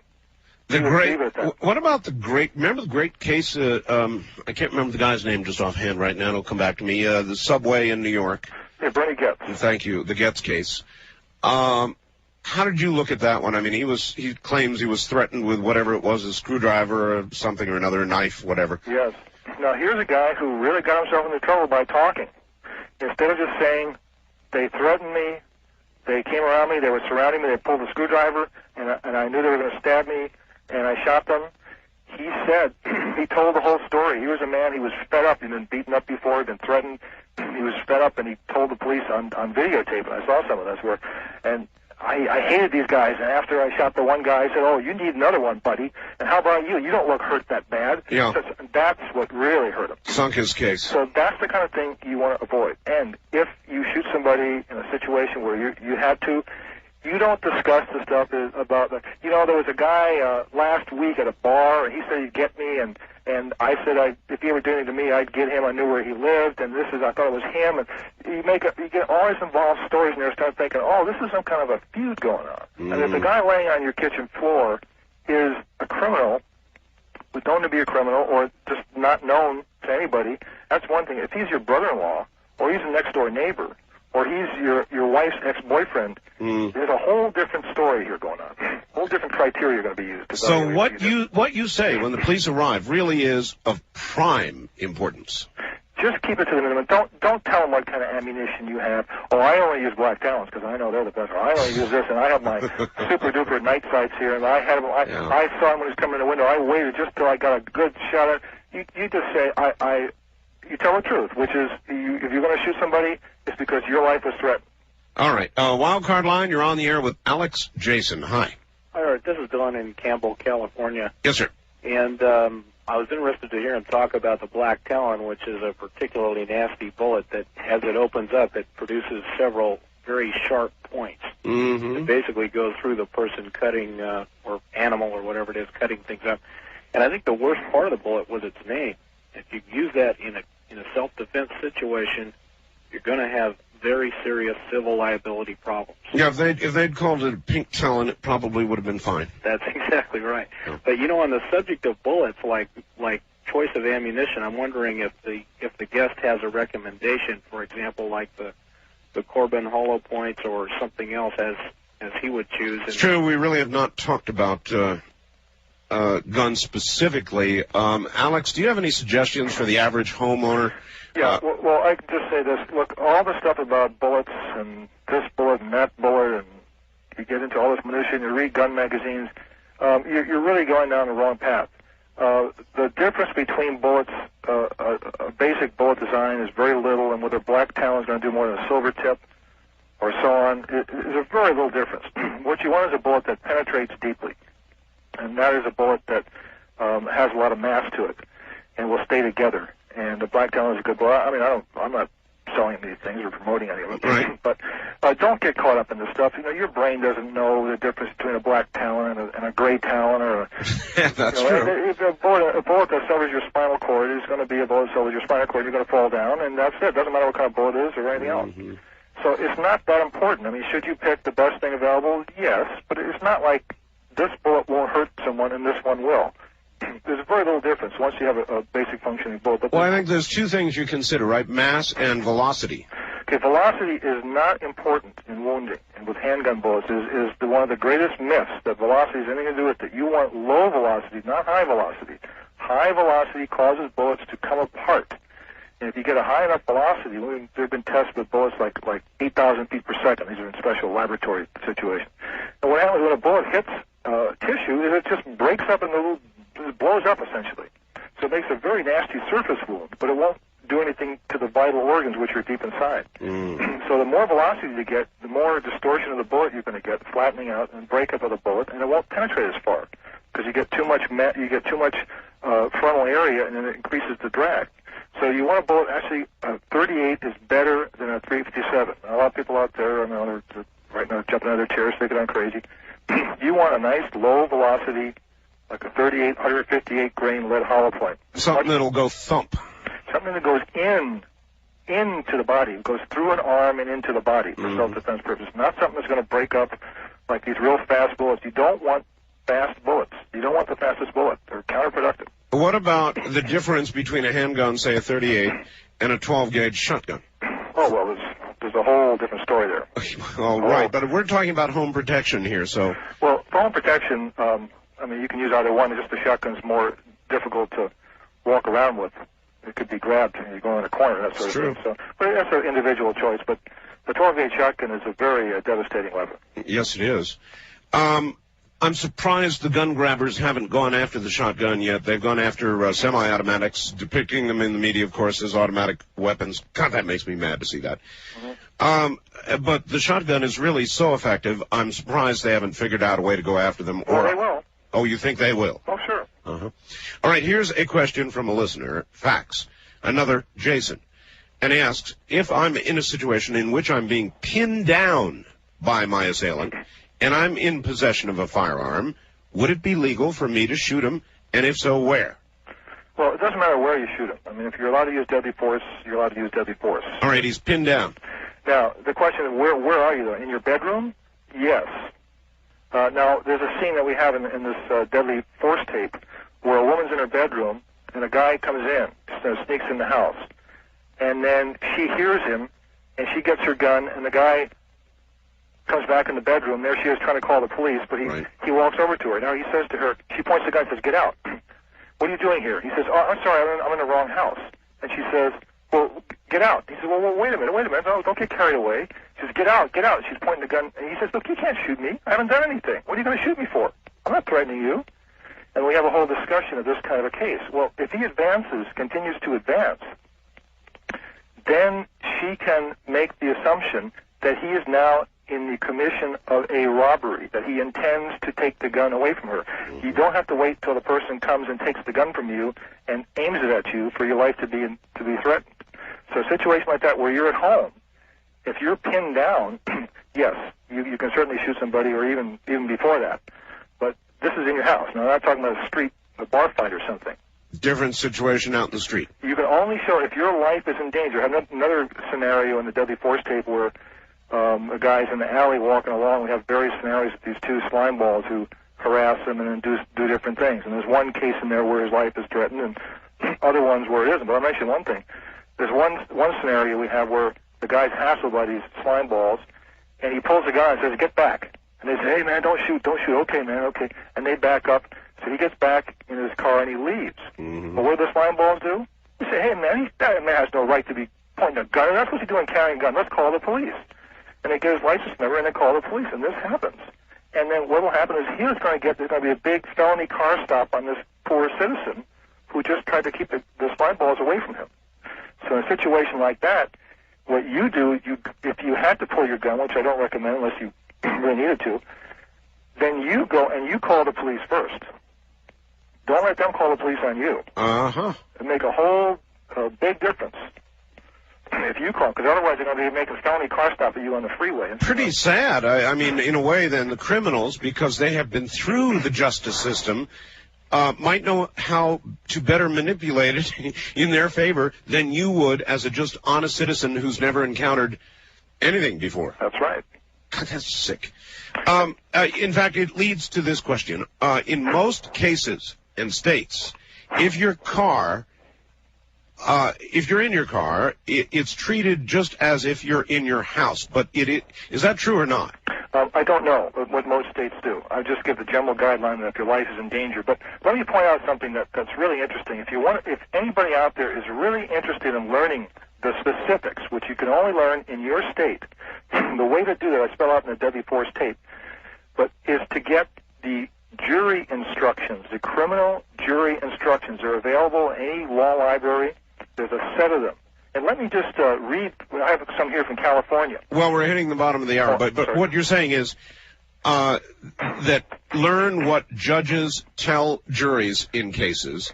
Specifically about different scenarios to show you this is what the jury's going to be ruling on. The ideas in this jury in this verdict. All right, get that out, and after the bottom of the hour, we will give you an example. So stand by for that, everybody. My guest is Alex Jason, and he'll be right back. You're listening to Art Bell, Somewhere in Time. Tonight, featuring a replay of Coast to Coast AM from February 3rd, 1997.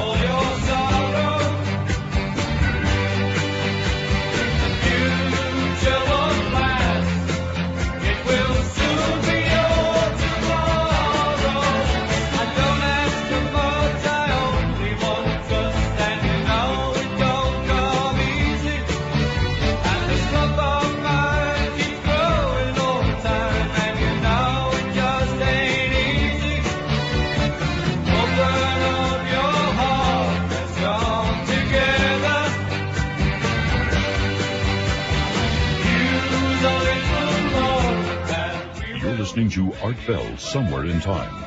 Tonight, featuring a replay of Coast to Coast AM from February 3rd, 1997. Tell you something, folks. Great radio ain't made. It just happened.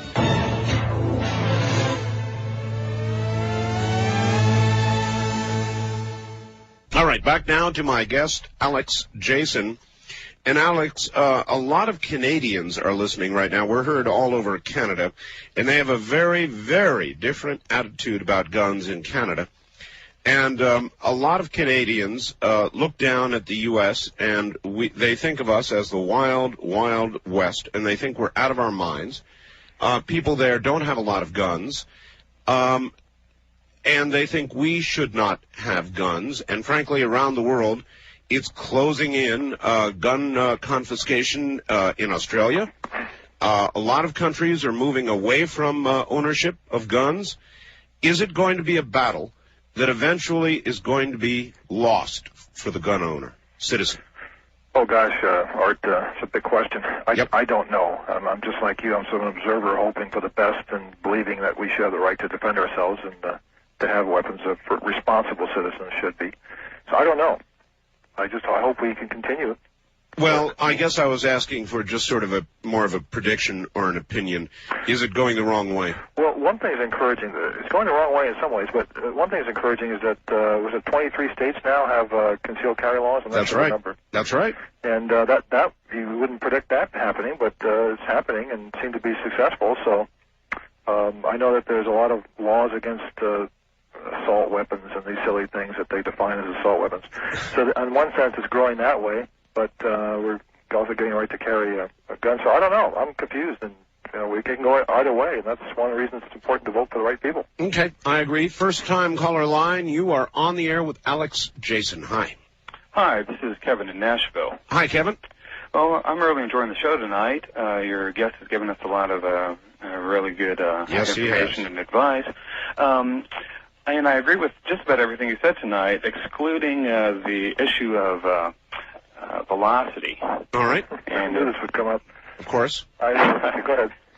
Well, I own a couple of handguns, and I'm in the security business, and I typically carry a Corbon 135 grain hollow points in my Glock 23. And if I happen to be carrying my 357, I carry 125 grains in my jacket hollow points by either Remington or Federal. And I'm sure you're familiar with both of these rounds. That's all hype. That's not true. Not true. This record of stops. Look, if you shoot somebody, let me give you an example. Here in San Francisco, some guy came out right at noon on Market Street with a gun and was waving it around and screaming. And so the police were called, and they surrounded him and told him to drop the weapon, and he didn't, and they fired one shot. And the guy just flew backwards, gun went flying over. So some fools in the gun business or the ammunition business would say, hey, what kind of gun was that? What kind of bullet was that? I want to get that kind of bullet. So you write down what that was, a super-duper bullet, that whatever did that. Well, the fact is the bullet just grazed the person's skin, didn't even penetrate. It just grazed and gave him a little scratch or like a little abrasion. He just reacted that way. And if I fired a blank at you, you'd probably jump over backwards. It's not the force of the bullet or the well, I'm talking about autopsies. Yeah, I'm sure you're familiar with Evan Marshall and the Flat Ayub. These are actual shootings. These are, they're doing No, they're not. No, I'm very familiar. Evan Marshall is a fraud. This complete hoax. He doesn't have any data on this stuff. So what I'm saying is if you shoot somebody, if I could give you a couple of cases, and say, with this bullet, this guy fell over immediately. With this bullet, this guy continued for 10 minutes. The important thing is, where did it hit him? Sure, it's not a homogeneous situation. If you hit a guy in the spine, it's one thing. If you shoot through his lung, that's a whole different story. Sure, I understand that totally. It's not the bullet. So it's, it's placement. It's what the bullet does. So that's the important thing. That's correct. And earlier you were talking about the separation of the jacket and the core of the bullet, and Corbon has the this is the first time I've ever heard anybody say that Evan Marshall's a hoax. And I know him for 20 years or something like that. You've known Evan Marshall for 20 years? Yes, I think so. 20, maybe longer. And you're saying he's a hoax? His data supposedly is a hoax. It's a joke. He says it's all secret. He can't reveal sources. I challenged him publicly. I said, look, if you think you have data like this, and you don't want to show it to me because I'm going to steal your information or whatever, well, let's agree upon a neutral party. Publicly challenge you, a neutral scientist, to review your data, see if it's true. What is the controversy here? Is it velocity versus the argument we're having right now? Well, the gentleman, you're totally correct in stating that velocity is not the only factor. But, I mean, there are years and years and years. The 125 grain semi-jacket hollow point. Excuse me. What I'm asking is, what is the controversy between these two gentlemen mentioned? Between you, Jason, and the other gentleman? Well, the Evan Marshall there really isn't a controversy. I don't know. I guess there's still people who believe in that stuff. But he says that he went around and wrote down and collected data on shootings and situations where someone fell over immediately after being shot. and times when they didn't, and saying the most effective bullets are the ones that make people fall over. Well, people fall over for all sorts of reasons. People faint when a gun is pointed at them. They faint when they're shot at and missed. There's a wide reaction, a wide variety of reaction to being shot, and it depends on all sorts of things. And attributing it to the bullet and then the velocity of the bullet is complete nonsense. So not only is it nonsense to begin with, his supposed data is completely fraudulent. It's all made up. I don't have time to really explain it to you, but that's my opinion. All right. In your judgment about a specific handgun load and its ability to deliver the wanted effect, of course, stopping power, what do you base your data on, or what's the data that you base your statement on? I have lots of data. Well, first of all, it's common sense, and you know that there are no magic effects of bullets. What a bullet does is destroys tissue. It makes a hole in the body. And this is all explained in my tape, Deadly Effects, Wound Ballistics. It makes a hole, and what it hits, it destroys that tissue. If the tissue is not vital to the body's operational functioning, it doesn't do much in terms of stopping a person immediately. If it hits them in the spine or the central nervous system, the person will generally go down immediately. That's the important thing. Now, there are people who you shoot at and you hit them in the pinky or skin them, like I described, and they'll fire backwards. But that doesn't mean that the bullet had any particular effect. It's the reaction to it. And you can't attribute that to velocity. The only velocity you need a bullet is the minimum amount to penetrate deeply, and beyond that is counterproductive. It gives you more recoil, it does more harm to the gun, and it causes the bullet to over-distort and come apart, which is not a good idea. So your argument is you want mass on target. You want bullet placement is the most important thing. Placement and penetration. That the bullet is placed in a vital area and it can penetrate deeply enough to hit, like the aorta, the central, the spine, shooting in the front, that sort of thing. All right, makes sense. Wildcard line, you're on the air with Alex Jason. Hi. Hello, Art. Hi. Thanks for another great program. Sir. And Mr. Jason, it's a privilege to talk to you. Well, thank you. I've been a firearms instructor for security in Las Vegas for about 14 years. And I've got a burning question for you. I need to preface it real quick. We teach our officers that to have a justifiable homicide, you have to have 4 elements. That would be ability, opportunity, manifest intent, and then preclusion. And I'm sure you're familiar with all those terms. Mm-hmm.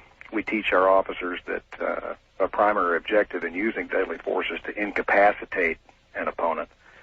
And my question is, we also train them to use a 2-round incapacitation tap.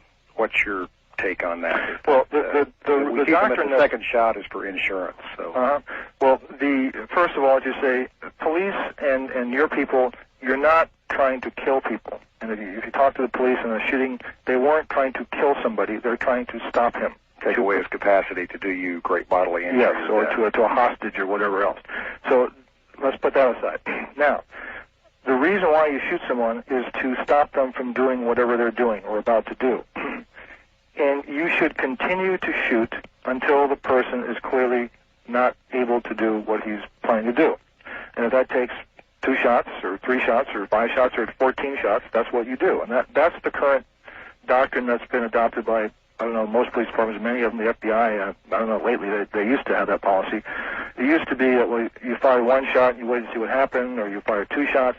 Now, you continue to fire until the person is clearly no longer a threat, and that's justified. Mm-hmm. And I testified in cases where the police have shot people, and they say, well, we shot them 5 times. Isn't that excessive force? And I don't think so. I always have a student ask me, what's that second shot for? And what we tell them is that in the heat of combat, if you're going to have to draw and fire quickly, the second shot, excuse me, is to ensure that you get one in where it's supposed to go, because the first one may not go where it's supposed to go. Well, sure, but I think you should continue to shoot. Well, I'll give an example. There's a policewoman responded to a dispute at a house, and she drove up there, and a guy came out on the porch and shot her in the chest, and she had a vest on. The vest stopped the bullet.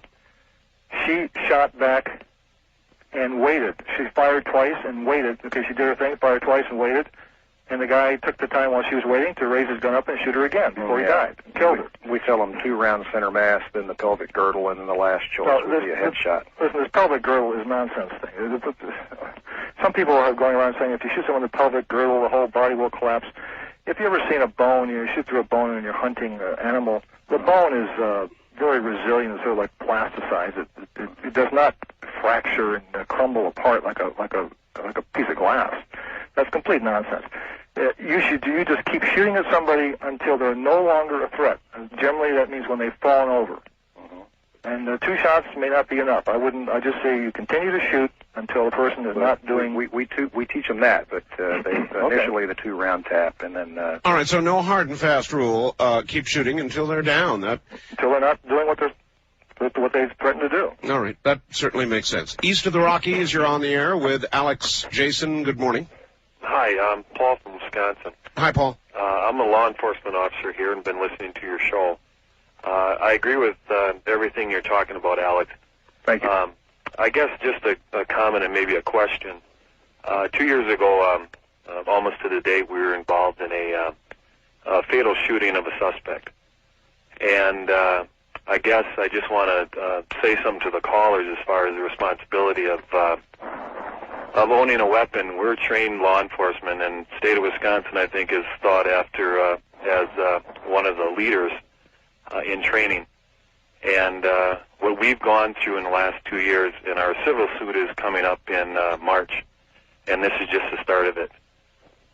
What we as law enforcement officers have gone through in the last 2 years, and we're trained for this, I think people should prepare themselves for if they're going to be in a confrontation, if they do take somebody's life, what they're going to go through after that. And how they're going to be responsible for, even if it's justified, what's going to happen to them. That's right, and you make a good point, and I see you're very somber about this thing because you really know how it works, and that's what I'm trying to educate people, that you're not going to shoot somebody and get carried away on a parade as a hero of the day. You may, but you may not. Those days are over. So right, be careful. I think the John Wayne mentality, I think people think, well, I have a gun and somebody does something to me, I'm going to take them. Well, when it's all said and done, you don't feel fantastic about it. You go through a lot of mental stress, and it's not the happy thing. Yeah, okay, that's a good point. All right, thank you very much. I also wanted to mention, if I can mention my phone number again. For anybody of course you can. You've got describe your videotapes, if you would, one more time. Okay, I've got there's 3 basic tapes: deadly weapons, firearms, and firepower, which shows machine guns and silencers and shooting through engine blocks and windows and all sorts of things. There's a basic training to show what guns will do and what they won't do. One thing I do in there is I let someone shoot me with a .308 rifle while I'm wearing a bulletproof vest and standing on one leg to dispel the myth that a bullet will knock you down. Bullets do not knock people down. Really? That's complete nonsense. You had a lot of confidence, I take it, in that in that protection. Well, I knew the vest would work. I was worried the guy was going to shoot me in the leg or something. But anyway, the number I'll tell you about the other yes, please. Tapes. But the number to call is 800 762 7233. 800-762-7233. And that's the deadly weapons tape I described. I made that about 10 years ago. It's still being used all over the world. Then Deadly Effects, Wound Ballistics, subtitle is What Bullets Do to Bodies. And this is a very technical, dry exposition and explanation of what bullets do. There's a lot of gory or graphic footage for people. If you don't like that sort of thing, you shouldn't look at it. These are used in medical schools and for police training. It's done from a scientific point of view and with a lot of anatomical drawings. And there's a surgeon in there who's the world's expert on this.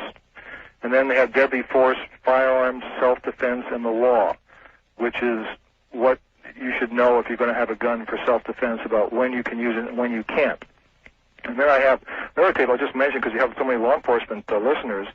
We have another tape that we don't generally market, but it's called Forensic Firearms Evidence, and that is for police departments. It's a whole training course. The tapes I mentioned cost $29.95. The other one, this Forensic Firearms Evidence, costs $295. It's a training course with 2 tapes and a book and an exam. a lot of police departments use that for training in terms of how to utilize evidence from shooting incidents for forensic use, to what to look for, how to preserve how to collect the evidence, how to recognize it, and how to preserve it, and how to use it in court. And that's been real popular. It's a very important thing in what I do in using this type of evidence. So those tapes are available. I'll tell you again, you can call anytime, 800-762-7233. Good. Here's somebody who is a martial arts teacher, and he asks what he has to do before he gets involved physically with somebody. In other words, is it true, we've always heard that your hands are deadly weapons when you're trained as a martial artist? No, generally that's just a bunch of bull. Really, it just matters if your life is threatened. Now, if you're fighting or about to fight somebody of your own size and he's unarmed, and you pull a gun out and shoot him, you're going to have to demonstrate to the police and maybe to a jury why you felt your life was threatened, and try to convince them that they would feel the same way if they were in that situation. So whether or not you're a karate expert makes you a little bit more difficult to define yourself as a helpless victim, but slightly. But now, let's say you're being attacked by a guy who's a karate expert. Well, how do you know that he's a karate expert? I mean, he told you that. If you've seen him twist the heads off 3 other people on his way towards you, yes, you could get away with that and say that he's threatening my life. I really felt the fear of my life. Yes. If he's just a guy who's gone to a karate stance, no, you can't shoot him. All right. West of the Rockies, you're on the air with Alex Jason. Hello. Hello there. Yeah, hi, Art. Hello. This is Dave in Sacramento. We're a crime scene cleanup company and ad advisory to the SID lab, Piper Tech massacre in L.A. Question I have concerns the skeletal and skull cap that's often left behind by transport companies at the crime site itself. Some of the coroners are asking us to save this, and I wanted to know if there's any kind of sizing that we could determine whether or not we could handle it a different way. Boy, I wish I knew what you just said. I wish I did too. Okay, well, after the transport company takes the body away, yes, and we're cleaning up the site, yeah, often behind because of explosion of large, the shotguns or a variety of weapons, there'll be pieces of a head. Oh, skull, yeah. Yeah, the skull cap. There'll be cranium, pieces of the cranium. Exactly, cranium. And we're being told that this can be used in the reconstruction of evidence. Oh, absolutely. They shouldn't leave that behind, and if you come across that when you're cleaning up, you should notify the people to come back and pick it up. Exactly what we're being told. And what I wanted to ask, though, is there a minimum or millimeter type of size that would, exclude things? Because sometimes we're finding just pieces of bone and pieces of jaws. But we're not necessarily finding large pieces. Yeah, but they can be put together like a jigsaw puzzle. Okay, so basically we should keep all that. Absolutely. Okay, good. We'll put that in. Now, the other question I had for you are they still using luminol to find previously washed away blood in the back bathrooms? Yeah, not just the back bathrooms, but anywhere. Luminol is a very effective chemical reagent that you can spray on an area. If someone killed somebody and say that there was blood on the floor, you can clean that thing up. I mean, you can clean it up and use everything on there, and mops and rags and everything. It'll look completely clean. It'll smell clean.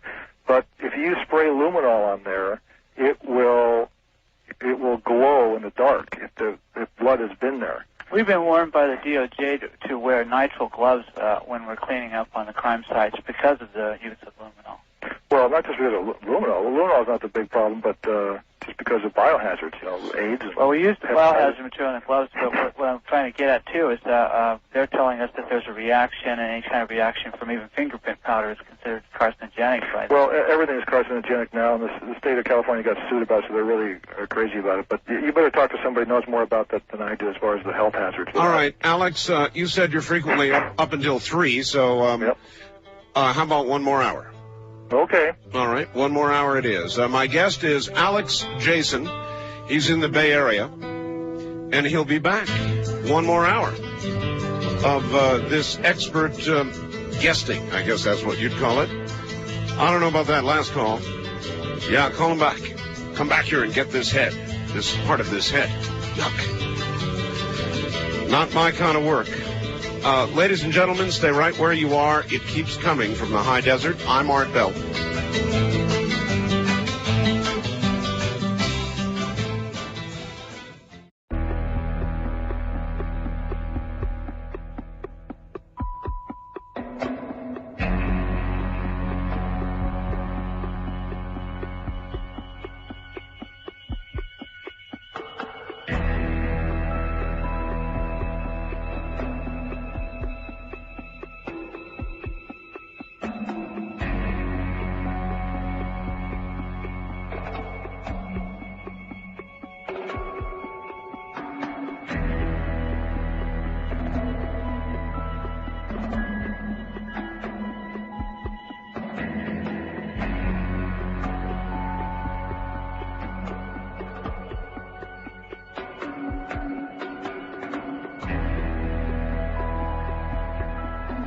Premier Radio Networks presents Art Bell, Somewhere in Time. Tonight's program originally aired February 3rd, 1997. It absolutely is. Good morning. A riveting program. Alexander Jason is my guest, and he is an expert, a certified senior crime scene analyst, was an investigator, police officer in San Francisco, qualified expert witness, has a background that would take me the next 10 minutes to read. And we're talking about the use of deadly force, when you can, when you can't, and attendant issues.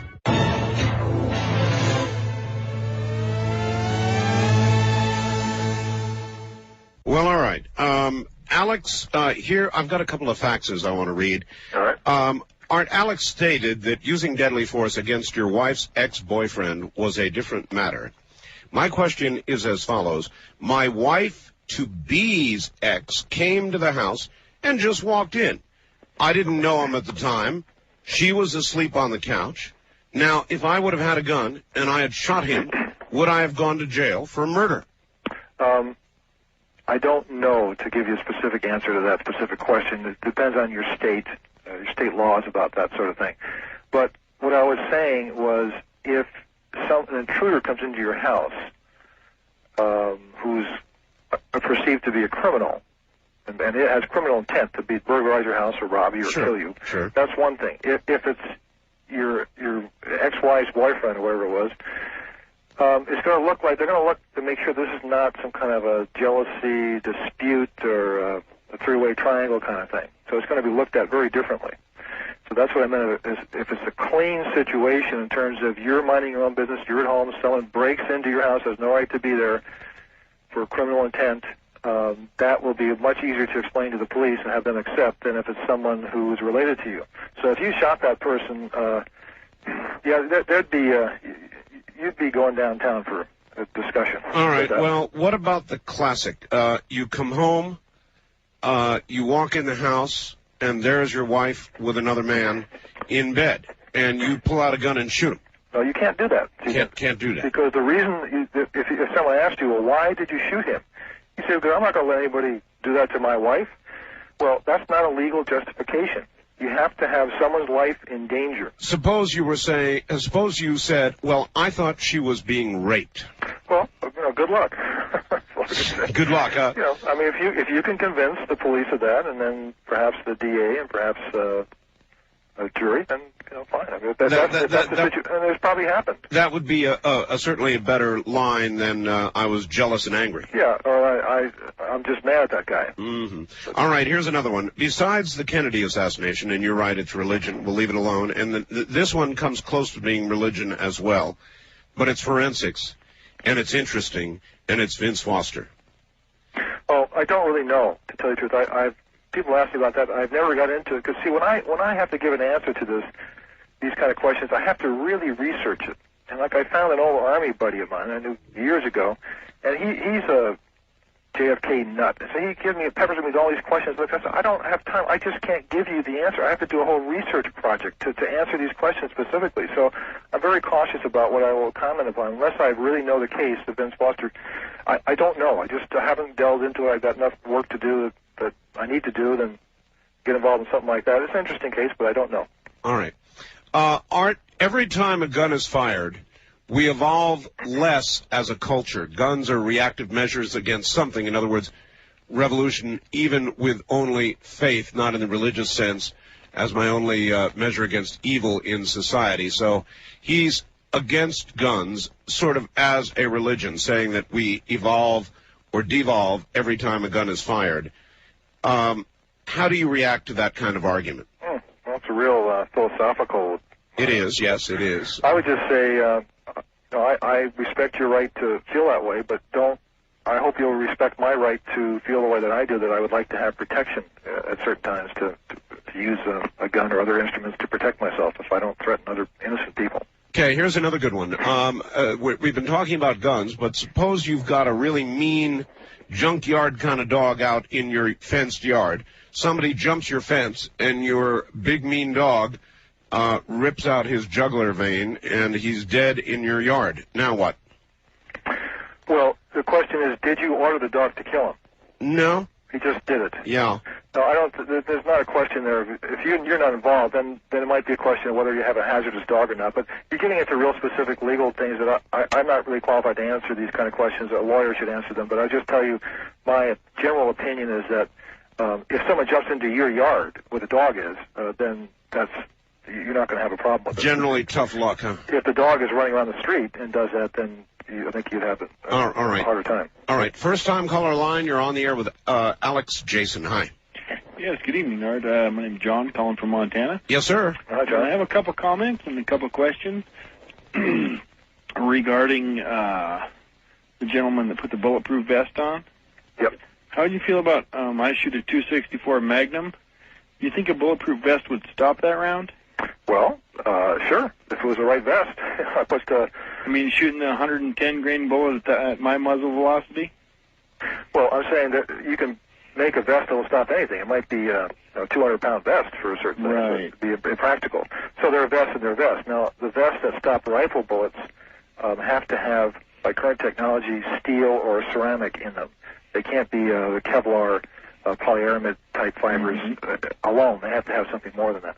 But for handgun bullets, you can generally stop almost all handgun bullets, the normal handgun bullets, with fabric. Right, being a big game hunter, a lot of people say you need the big bullet. But, my Magnum, in that little bullet, I kill elk regular, and I have no problem. Sure. My other comment is with handguns and the shotgun, I think Art is kind of partial to the shotgun, and I am as well. I have no use for handguns, and that probably upsets a lot of people. I think they hurt people. I mean, myself, for my home security, I'll take my 10-gauge double barrel, we'll call it short barrel and not sawed off because sawed off is not legal, 4 1/4 inch buckshot. I mean, you don't have to aim it. All you have to do is point, shoots through walls. Well, that could be a hazard too, Kenneth, though, if you're shooting through walls and could be somebody, good person on the other side, one of your family members or something. Well, I'm not against what you're saying. I'm fine, but if you like that gun, that's a hell of a gun. But I hope you don't deny me the right to have a .22 if that's what I wanted. No, that's 22 true. handgun. Yeah. So the fact of the matter is, I believe the .22 is the weapon of choice for professional assassins. Is that true or a myth? It's generally a myth in that there are very few professional assassins. So it's really hard to say what they get trained on in school, or their equipment load, because there's so few. The .22 is effective and for that sort of thing because you could make it subsonic. See, a silencer is not really effective on a weapon unless it's a subsonic round. That the bullet itself goes less. Velocity is less than the speed of sound. Otherwise, it makes a sonic crack. So for that reason, you could take a .22, and a .22 could also be very small. And for assassin, you could get right close to somebody, so you don't really need a big bullet if you're going to have proper placement right in the head. But so it can work, but it's not really like anybody shot in the head with a .22 has to have been assassinated. All right. Wildcard line, you're on the air with Alex Jason in San Francisco. Hi, where are you? Yes, good morning. I'm Pat from L.A. Yes, sir. Two quick comments and a question. In Texas, I understand that if you kill a man that's committing adultery with your wife, you're allowed to kill him, and that's a law? Well, I don't know. That's a Texas law. But I doubt if it is. If it is now, maybe it was, but I don't know. I've heard of people actually getting off within recent years on that. That's just my comment. Another comment, Kennedy's assassination. I saw a film that showed the driver with his left hand have a gun over his right shoulder. Here we go. I didn't know. Yeah, I know. I've seen it. Everybody's seen it. Okay. The glint. They say it's a weapon. I saw nothing more than a glint. Yeah, I didn't see any weapon. Okay, now I saw the weapon in the part that I saw, but that's okay. I didn't know you guys had seen that. My main question is, I'm too afraid to have a gun in my vehicle, and I carry a BB gun, CO2, 60-shot. And what kind of trouble am I letting myself in, with the police and misunderstandings and things like that? Well, the problem is, what do you carry it for? For what purpose? Oh, I'm sorry, he's gone. Well, if he carries it to use to hold up to, like if someone's coming at him, he could just scare him with the BB gun because it looks like a real gun. Yeah. That has some good points and some bad points. What it does is if someone sees that and perceives it as a real gun, which could easily be done, then they're justified in using deadly force against that person with a BB gun because they think it's a real gun. So then you can't defend yourself. So it's kind of a bad idea. So if you're going to have a gun, you ought to have a real gun. Well, maybe, or no gun. I don't know. And then if the police don't like this stuff, then often, I know in San Francisco, for example, it's illegal to have a BB gun. So it is? It's illegal to have a BB gun, to possess one, not shoot one, but to possess one. It's illegal to possess a BB gun? It's, in the city limits of San Francisco, it's illegal to, unless they change the law, which I doubt, it's illegal to own, possess, or have in your drawer or anywhere else a BB gun. Oh, my. Why have you chosen San Francisco, I'm curious, as a place to live? You get down to the nitty-gritty, don't you? I'm trying to save it. You're trying to save San Francisco? Yes, you really do like big projects, don't you? East of the Rockies, you're on the air with Alex Jason. Hello. Yes, Art. Enjoying your show as usual. This is Rick from Plattsburgh. Plattsburgh, New York? Yes, I am. All right. I have first a favor, a couple of quick comments, and then a question. The favor is, I lost your feed at 5 o'clock, so if you could keep me on so I could hear his answer. All right. The comment I wanted to make is you had a lot of law enforcement people call. Yes. And, telling about their experience, that they're all trained and everything. The reality of this situation is this. I live in a very small community. 4 years ago, I was burglarized. House was trashed, possessions stolen. I don't care about possessions. They can be replaced. Luckily, we were not home. 2 years ago, there was a very brutal rape and murder 2 miles from my home. It was so vicious, the guy actually tortured this young mother for hours before he finally murdered her. I have a petite wife and a young daughter at home. I own a handgun. It's right next to my bed. I have gone over the scenario of what I would do in a situation if someone were to break into my house and threaten us. This is the reality of the situation for all those people out there that don't think that we should own handguns. I'm in my home, and the scenario is this.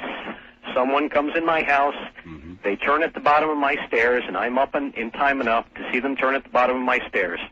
That's about 20 feet. I can say to them, halt, I have a gun, don't come any further or I can shoot.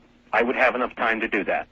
If on the other hand, I'm at the top of my stairs and the guy is halfway up the stairs, the reality of it is I'm thinking of my young daughter and I'm thinking of my wife, and I'm thinking if he gets by me, they can't, they're helpless. Well, he's going down. That's a reasonable expectation generally, and you should check your local laws, but I want to tell you how in a minute. But you generally don't have to wait until the guy's on top of you or anything like that. It's in your house, but you might check your local, I don't know what New York State laws are, but if you're in your home and someone's coming in there with criminal intent, either to burglarize a home or to kill somebody, you don't have a problem with that. The reality is that I'm not going to be thinking, does he have a weapon in his hand? No, does he mean to hurt us? You don't have to. Is he bigger than I am? Is he going to kick my butt? No, you don't have to worry about I'm thinking he's not getting to my wife and daughter. No, you're right. And in your home, you don't have to go through all that stuff. Anybody in your home, now, I would suggest that you do as you said, challenge the person first, make sure it's not if there's next door looking for his baseball or something. Challenge him, and then if the guy's coming at you, I wouldn't hesitate, but this is my opinion. I'm not a lawyer. Well, I think, all these law enforcement agents are saying, we're trained, to make sure they've got a way. I just want people to realize you're not thinking about that. That's the last thing in your mind. I'm not going to ask the guy, are you just here to steal the family jewels?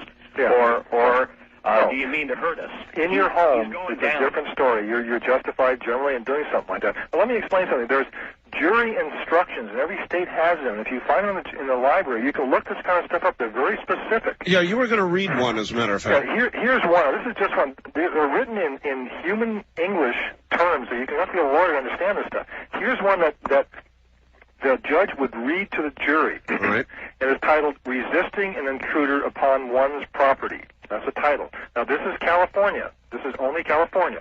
And it says, A person may defend his home or habitation against anyone who manifestly intends or endeavors in a violent or riotous manner to enter that home or habitation and who appears to intend violence to any person in the house. The amount of force which the person may use in resisting such trespass is limited by what would appear to be a reasonable person in the same or similar circumstances necessary to resist the violent or unlawful entry.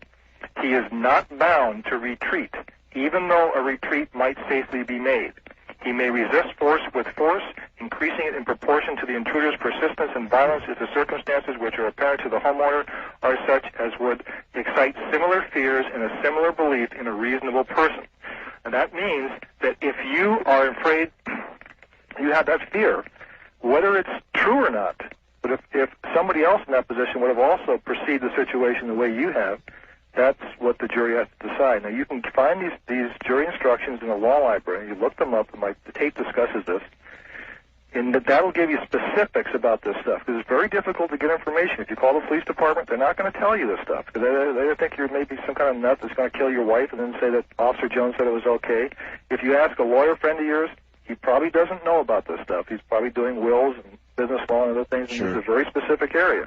So, and if you ask the guy at the gun store, he's going to give you wrong information. So the best thing you can do is to get the jury instructions for your state, or if I may say, get my tape.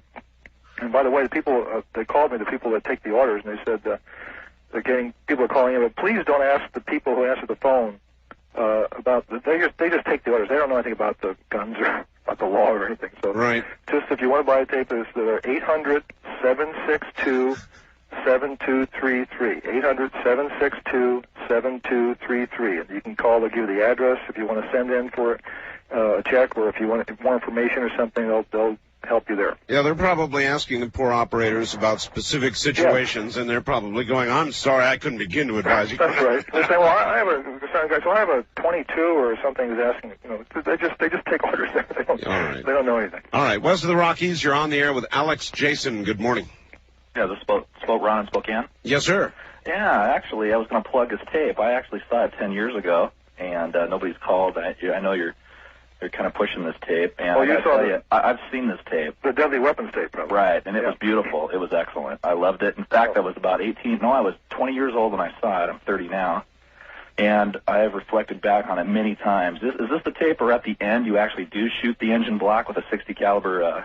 Well, we shoot a car with a 50 caliber machine gun. 50 caliber machine gun. It does go through the block, actually. It's 50 caliber armor-piercing incendiary bullet. Right, it shot through the seat. Okay, that was an excellent tape. You actually shot to some clay blocks through some brush and showed tumbling of bullets, right? Yes. Excellent tape. Hey, Thank you very much. Any listeners, buy this tape. Yeah, I've got to say I'm getting similar messages.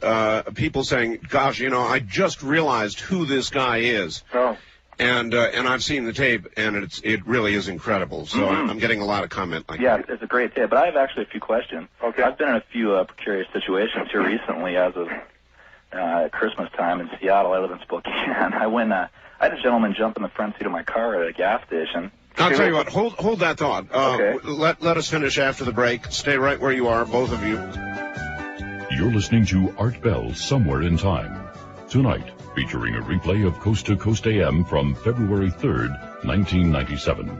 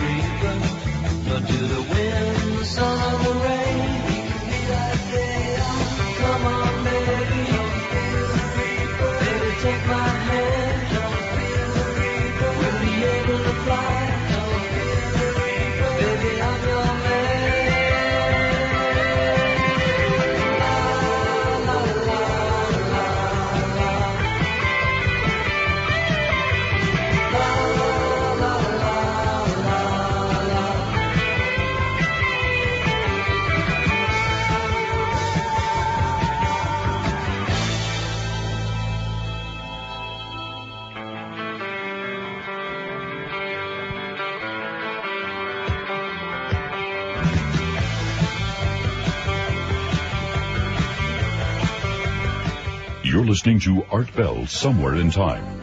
Tonight, featuring a replay of Coast to Coast AM from February 3rd, 1997. It is indeed. In a moment, we will randomly dip into the waiting gene pool and see what's out there. From the high desert, talk radio all the evening long. Stay right there.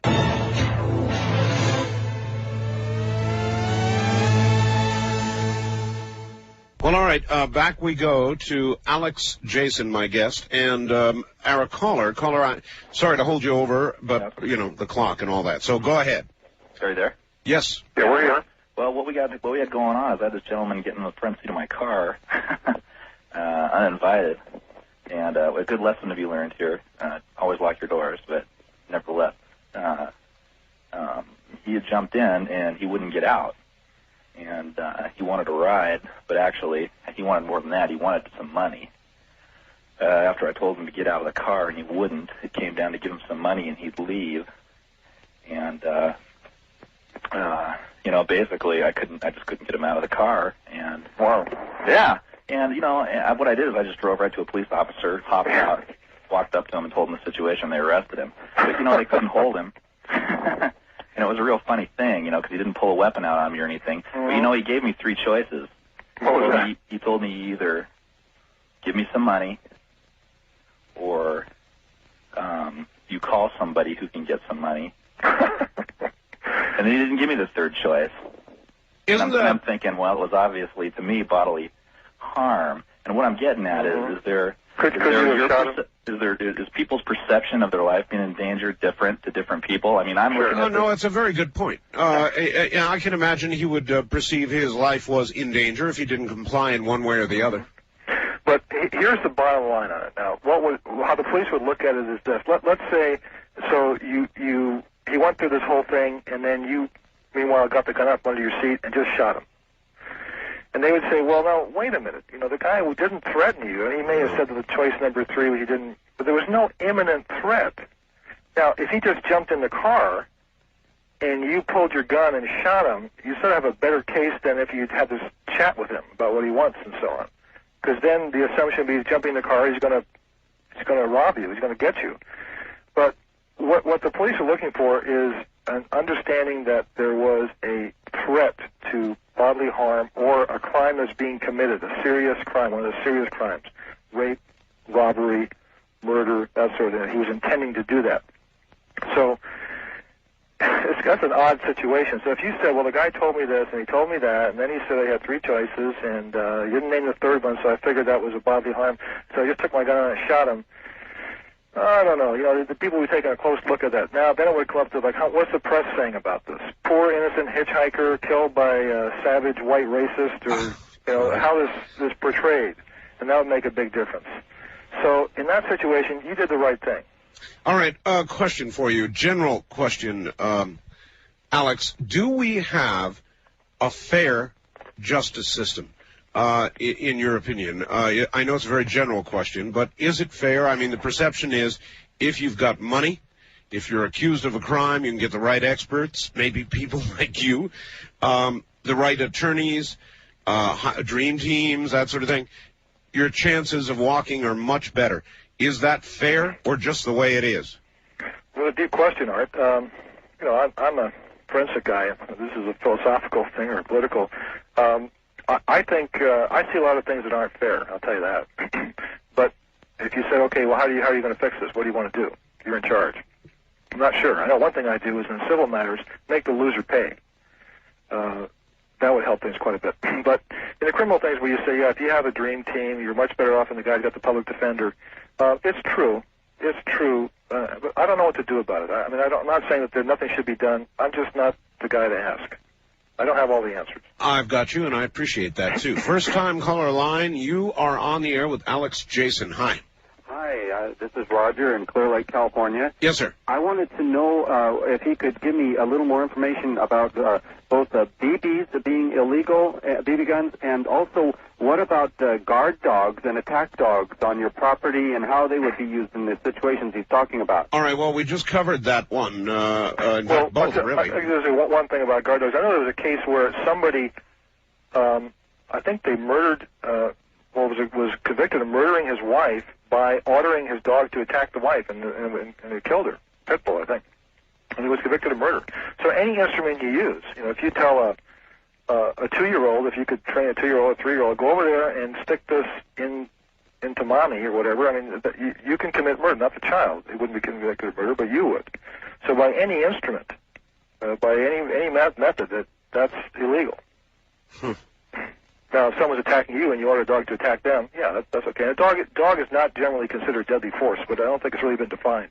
I know I had a case once where we had to use some dogs, and I got this guy I knew at the San Francisco Police Department, who's a dog expert. I said, if I stick the dog on somebody, is it the same as shooting somebody, or what is it? We had a big discussion about it. All right, here's a question I'd like to ask you, which you're free not to answer, Alex, but somebody with your depth of knowledge of crime scenes, ballistics, all the rest of it, if you wanted to commit a murder and not be caught, could you? You have to be able to control all the variables, and that's very difficult to say that I'm going to control everything that I'm going to, no one will see what I do, no one will know what I do. It is possible, and it probably happens more often than we know. I mean, I got a lot of cases I'm given that they want to know, is this a suicide or a murder?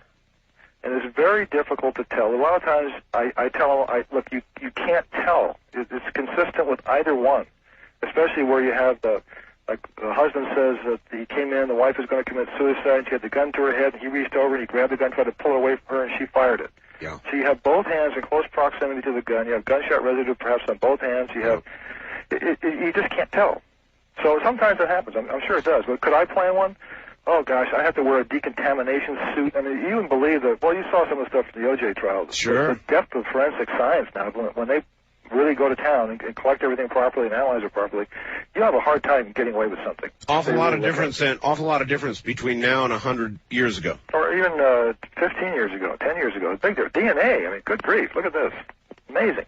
It is amazing. You're right. West of the Rockies, you're on the air with Alex Jason in San Francisco. Hello. Hi, Art. You've had a lot of questions and things about guns and things.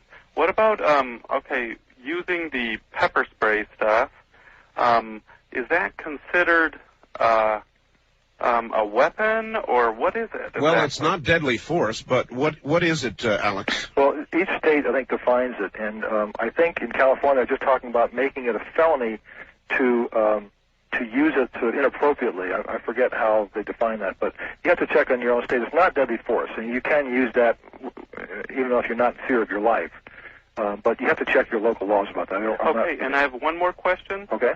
What do you know about UFOs? Don't know anything about it. Don't shoot at them. East of the Rockies, you're on the air. Hello. Hello, how are you tonight?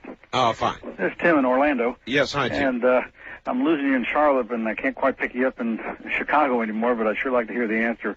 Earlier tonight, he was talking about velocities, or somebody was talking about velocity, ballistics, and such. And as a former medic and also as a former Army officer, I know a little bit about that. And it seems that if you look back at the Army, there was a change in philosophy in warfare just before the Vietnam War. And early on, they used to use 45s, 30-06, those type of rounds. Right. And generally, the idea was to kill people. And then with Vietnam, you came out with high velocity, low mass ballistics, and generally they maimed. And that was the idea, because then it takes that guy out plus somebody else to carry him away. Exactly. And massive resources to put him in the hospital and treat him, sure. Exactly. So really, the 45 generally, when it hits, it penetrates and knocks the person down. Well, it doesn't knock them down. That's a myth, but it does penetrate very deeply. Yeah, indeed it does. Indeed it does. And in fact, working in emergency rooms, we see wounds from 22s, and 22s are really an odd weapon, ballistic. I mean, I've seen them hit the skin and hit a rib and then travel all the way around to the other side and come back out without doing much damage. Sure. Another variance in 22s that makes them so odd, and that's why you have so much anecdotal evidence describing different occurrences, is because sometimes they're fired from a handgun, sometimes from a rifle, so you get all kinds of different effects. Yeah, you get a little more spin on the bullet with a rifle, and it tends to penetrate a little better. But another thing, too, is if it hits the chest, it gets inside there and bounces all around, tears things up pretty good, too. So it just all depends on the velocity and the amount of mass of the bullet. Well, not only the velocity, it's what the bullet hits. If it hits something important, you got problems. If it doesn't, you don't as much. So that's really the key thing. But it's not velocity alone. I mean, I have a picture I use when I give talks where I show a foot. And this is a naked foot of someone who's been shot through the foot along the plane of the sole of the foot. So it went in sort of just under the heel, just about the sole of the foot, came out just before the toes. So it just went under the skin and came out. And I show it to people and say, what do you think that did this? What kind of a weapon? What kind of bullet? And you know, kind of estimates. But it's an M16.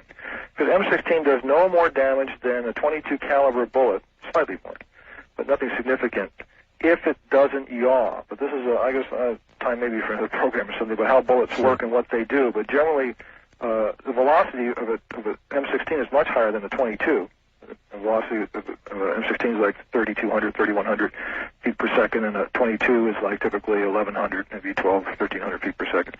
But the effect is not very different if the bullet doesn't yaw. But I'm sorry, I'm getting too technical here. But anyway, velocity is not the thing. Placement. What the bullet hits is the important thing. All right. Wild card line, you're on the air with Alex. Jason, good morning. Good morning. Where are you, sir? Excellent. Roseburg. Excellent, Roseburg. All right. There's one thing that Alex hasn't mentioned. All right. And this, I feel, is fundamental. By the way, he's been excellent all night, Art. You've got a great guest on tonight.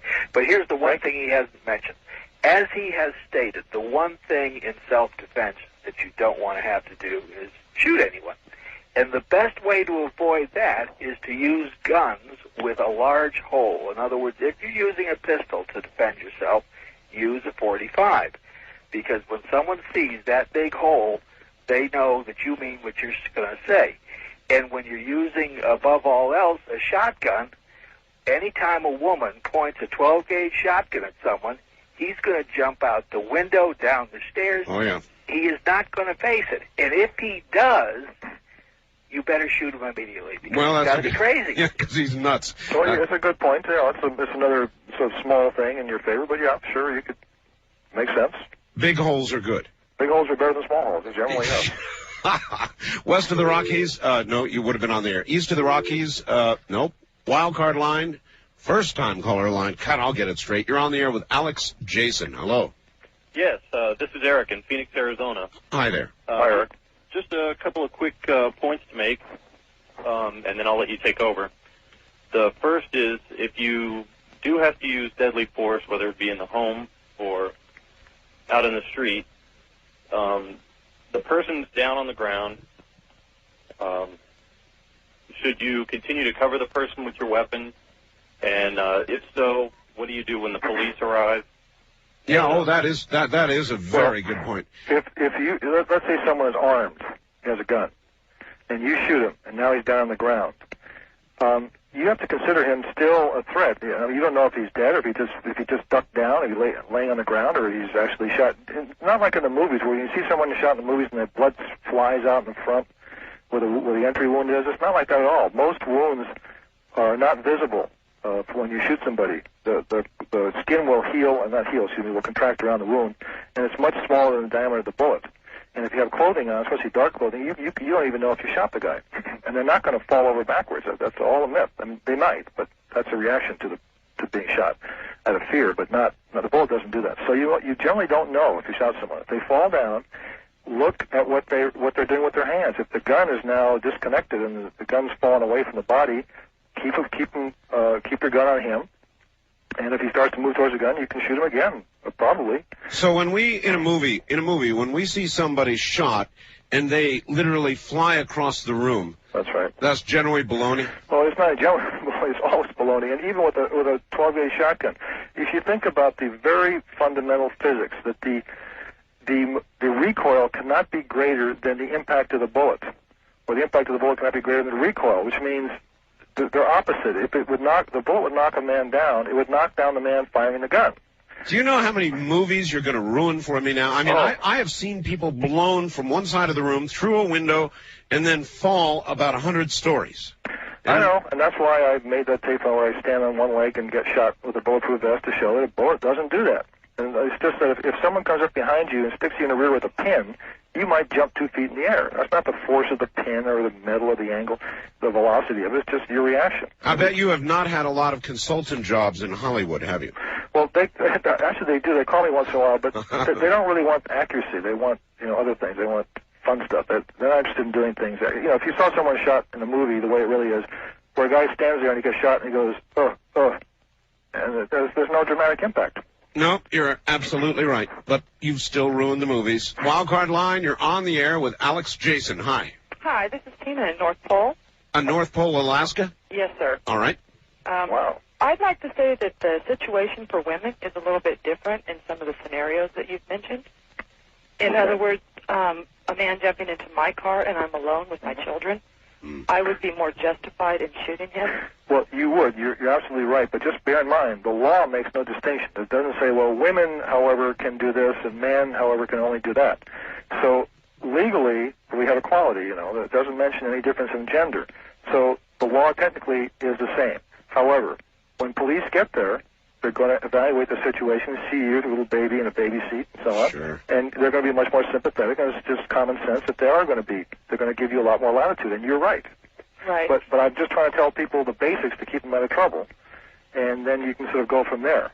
Well, I have a question. Yes, ma'am. If I'm walking out of a grocery store and I'm heading to my car, and a man is charging at me, and I don't see a weapon, but I feel that he's going to attack me, am I justified in shooting him? Oh, yeah, good. You know what happens is... If my husband is 5'9" and weighs 195 pounds, and this man is, let's say, 5'8" and weighs 150 pounds, he may not be justified, but I may be. He may be, but here's the question that they want answered. Why did you shoot the guy? Now, that's the key thing. And how you respond to that question is going to make the difference between whether you're justified or not. And what happens is, if you find out who this guy is, if he's the mayor's son, or if he's the guy who was chasing a basketball and you misinterpreted what he was doing, or if he's a crazed maniac from the mental institution, just got out, and he's got a big machete, then that's something else. But they're going to take a hard look at what happened here. Why did you shoot him? Or why did you think you had to? Maybe you did have to, but they want to know that. So you have to be able to discuss that. Okay. All right, well, she's going to say, I thought he was going to grab me, jump me, whatever. Okay, then they're going to look at him, and let's say if he's still alive, they say, well, what were you doing? He said, well, I went to help her with her groceries. And then you're going to be in big trouble. And if he has a record of being a rapist and stuff, that's something else. But let's say he's dead, they're going to have a real hard look at this. A guy in broad daylight comes out, and she shoots him, and if you say he didn't say anything to me, did he say he was going to kill you, or he wanted to rob you, or something? You say, no, he just came after me. They're going to say, why didn't you just back up and scream? So that's a real touchy area. If you can justify it, if you can explain it, in terms that another person in a similar situation would feel the way you did, then generally that's justifiable. But that would be a hard one to justify, just on that basis. If it's at night, you're all alone, and that sort of thing, that would be more in your favor. So it's different at night? It's there's no computer involved in this. It's what humans understand, that you know that you're more risky. You're coming out of work. It's at night. You're alone in a dark parking lot, and some guy attacks you. That would be much different than broad daylight in a shopping center, and you're coming out of a supermarket, and there's all kind of people around. Well, you could have just said, help, help, and there were all kind of people that could have helped you, but you shot him? Yeah. Just because he was coming at you? Maybe he tripped and he was falling. You're going to have to explain that. All right, well, it comes down, Alex, doesn't it, to that reasonable man thing? Reasonable person. Exactly, the reasonable test. The test of reasonableness. Would another person, a reasonable person, in the same situation that you found yourself in, feel the same way you did? That's what they're going to ask the jury, and that's what the police are going to be thinking. That's what the district attorney is going to be thinking. All right, listen, my friend, we are out of time. You have videotapes. They're, I guess, world-renowned, because I'm hearing so much about them. If people want them... They can call 800-762-7233. 800-762-7233. And I'll send you information about them, or you can buy them with a credit card or whatever. Well, it has been a very illuminating night, to say the least, and I appreciate you being here, Alex. Well, thank you for the invitation. I appreciated your callers. Take care, my friend. Bye-bye. So, thank you all. It was another great program, and from the high desert, I'm Art Bell. Good night, America. Good night, Canada. Good night, Cosmos. All of you out there, wherever you are, Good night.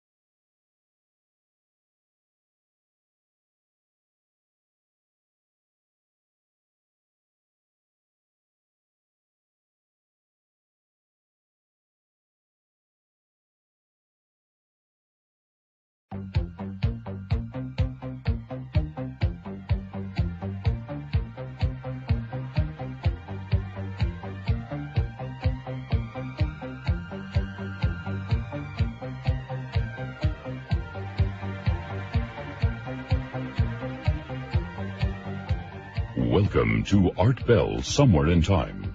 Tonight featuring Coast to Coast AM from February 3rd, 1997. From the high desert and the great American Southwest, I bid you all good evening, good morning, as the case may be, across all these many time zones, from the Hawaiian and Tahitian island chains, eastward across this great land, flyover country, to the Caribbean and the U.S. Virgin Islands, south into South America, north all the way to the pole and worldwide on the internet. This is Coast to Coast AM. I'm Art Bell, and tonight, Alex Jason is going to be here, in fact, shortly. And if you have ever wondered about the use of guns, he's going to be your guy. I'll tell you all about him. If you've ever wondered what you're able to do to protect yourself, and perhaps as importantly, what you're not able to do, he's your guy. If you've ever wondered what a crime scene analyst does, and a lot of Americans did until the O.J. trial. As a matter of fact, he covered some of that for CBS.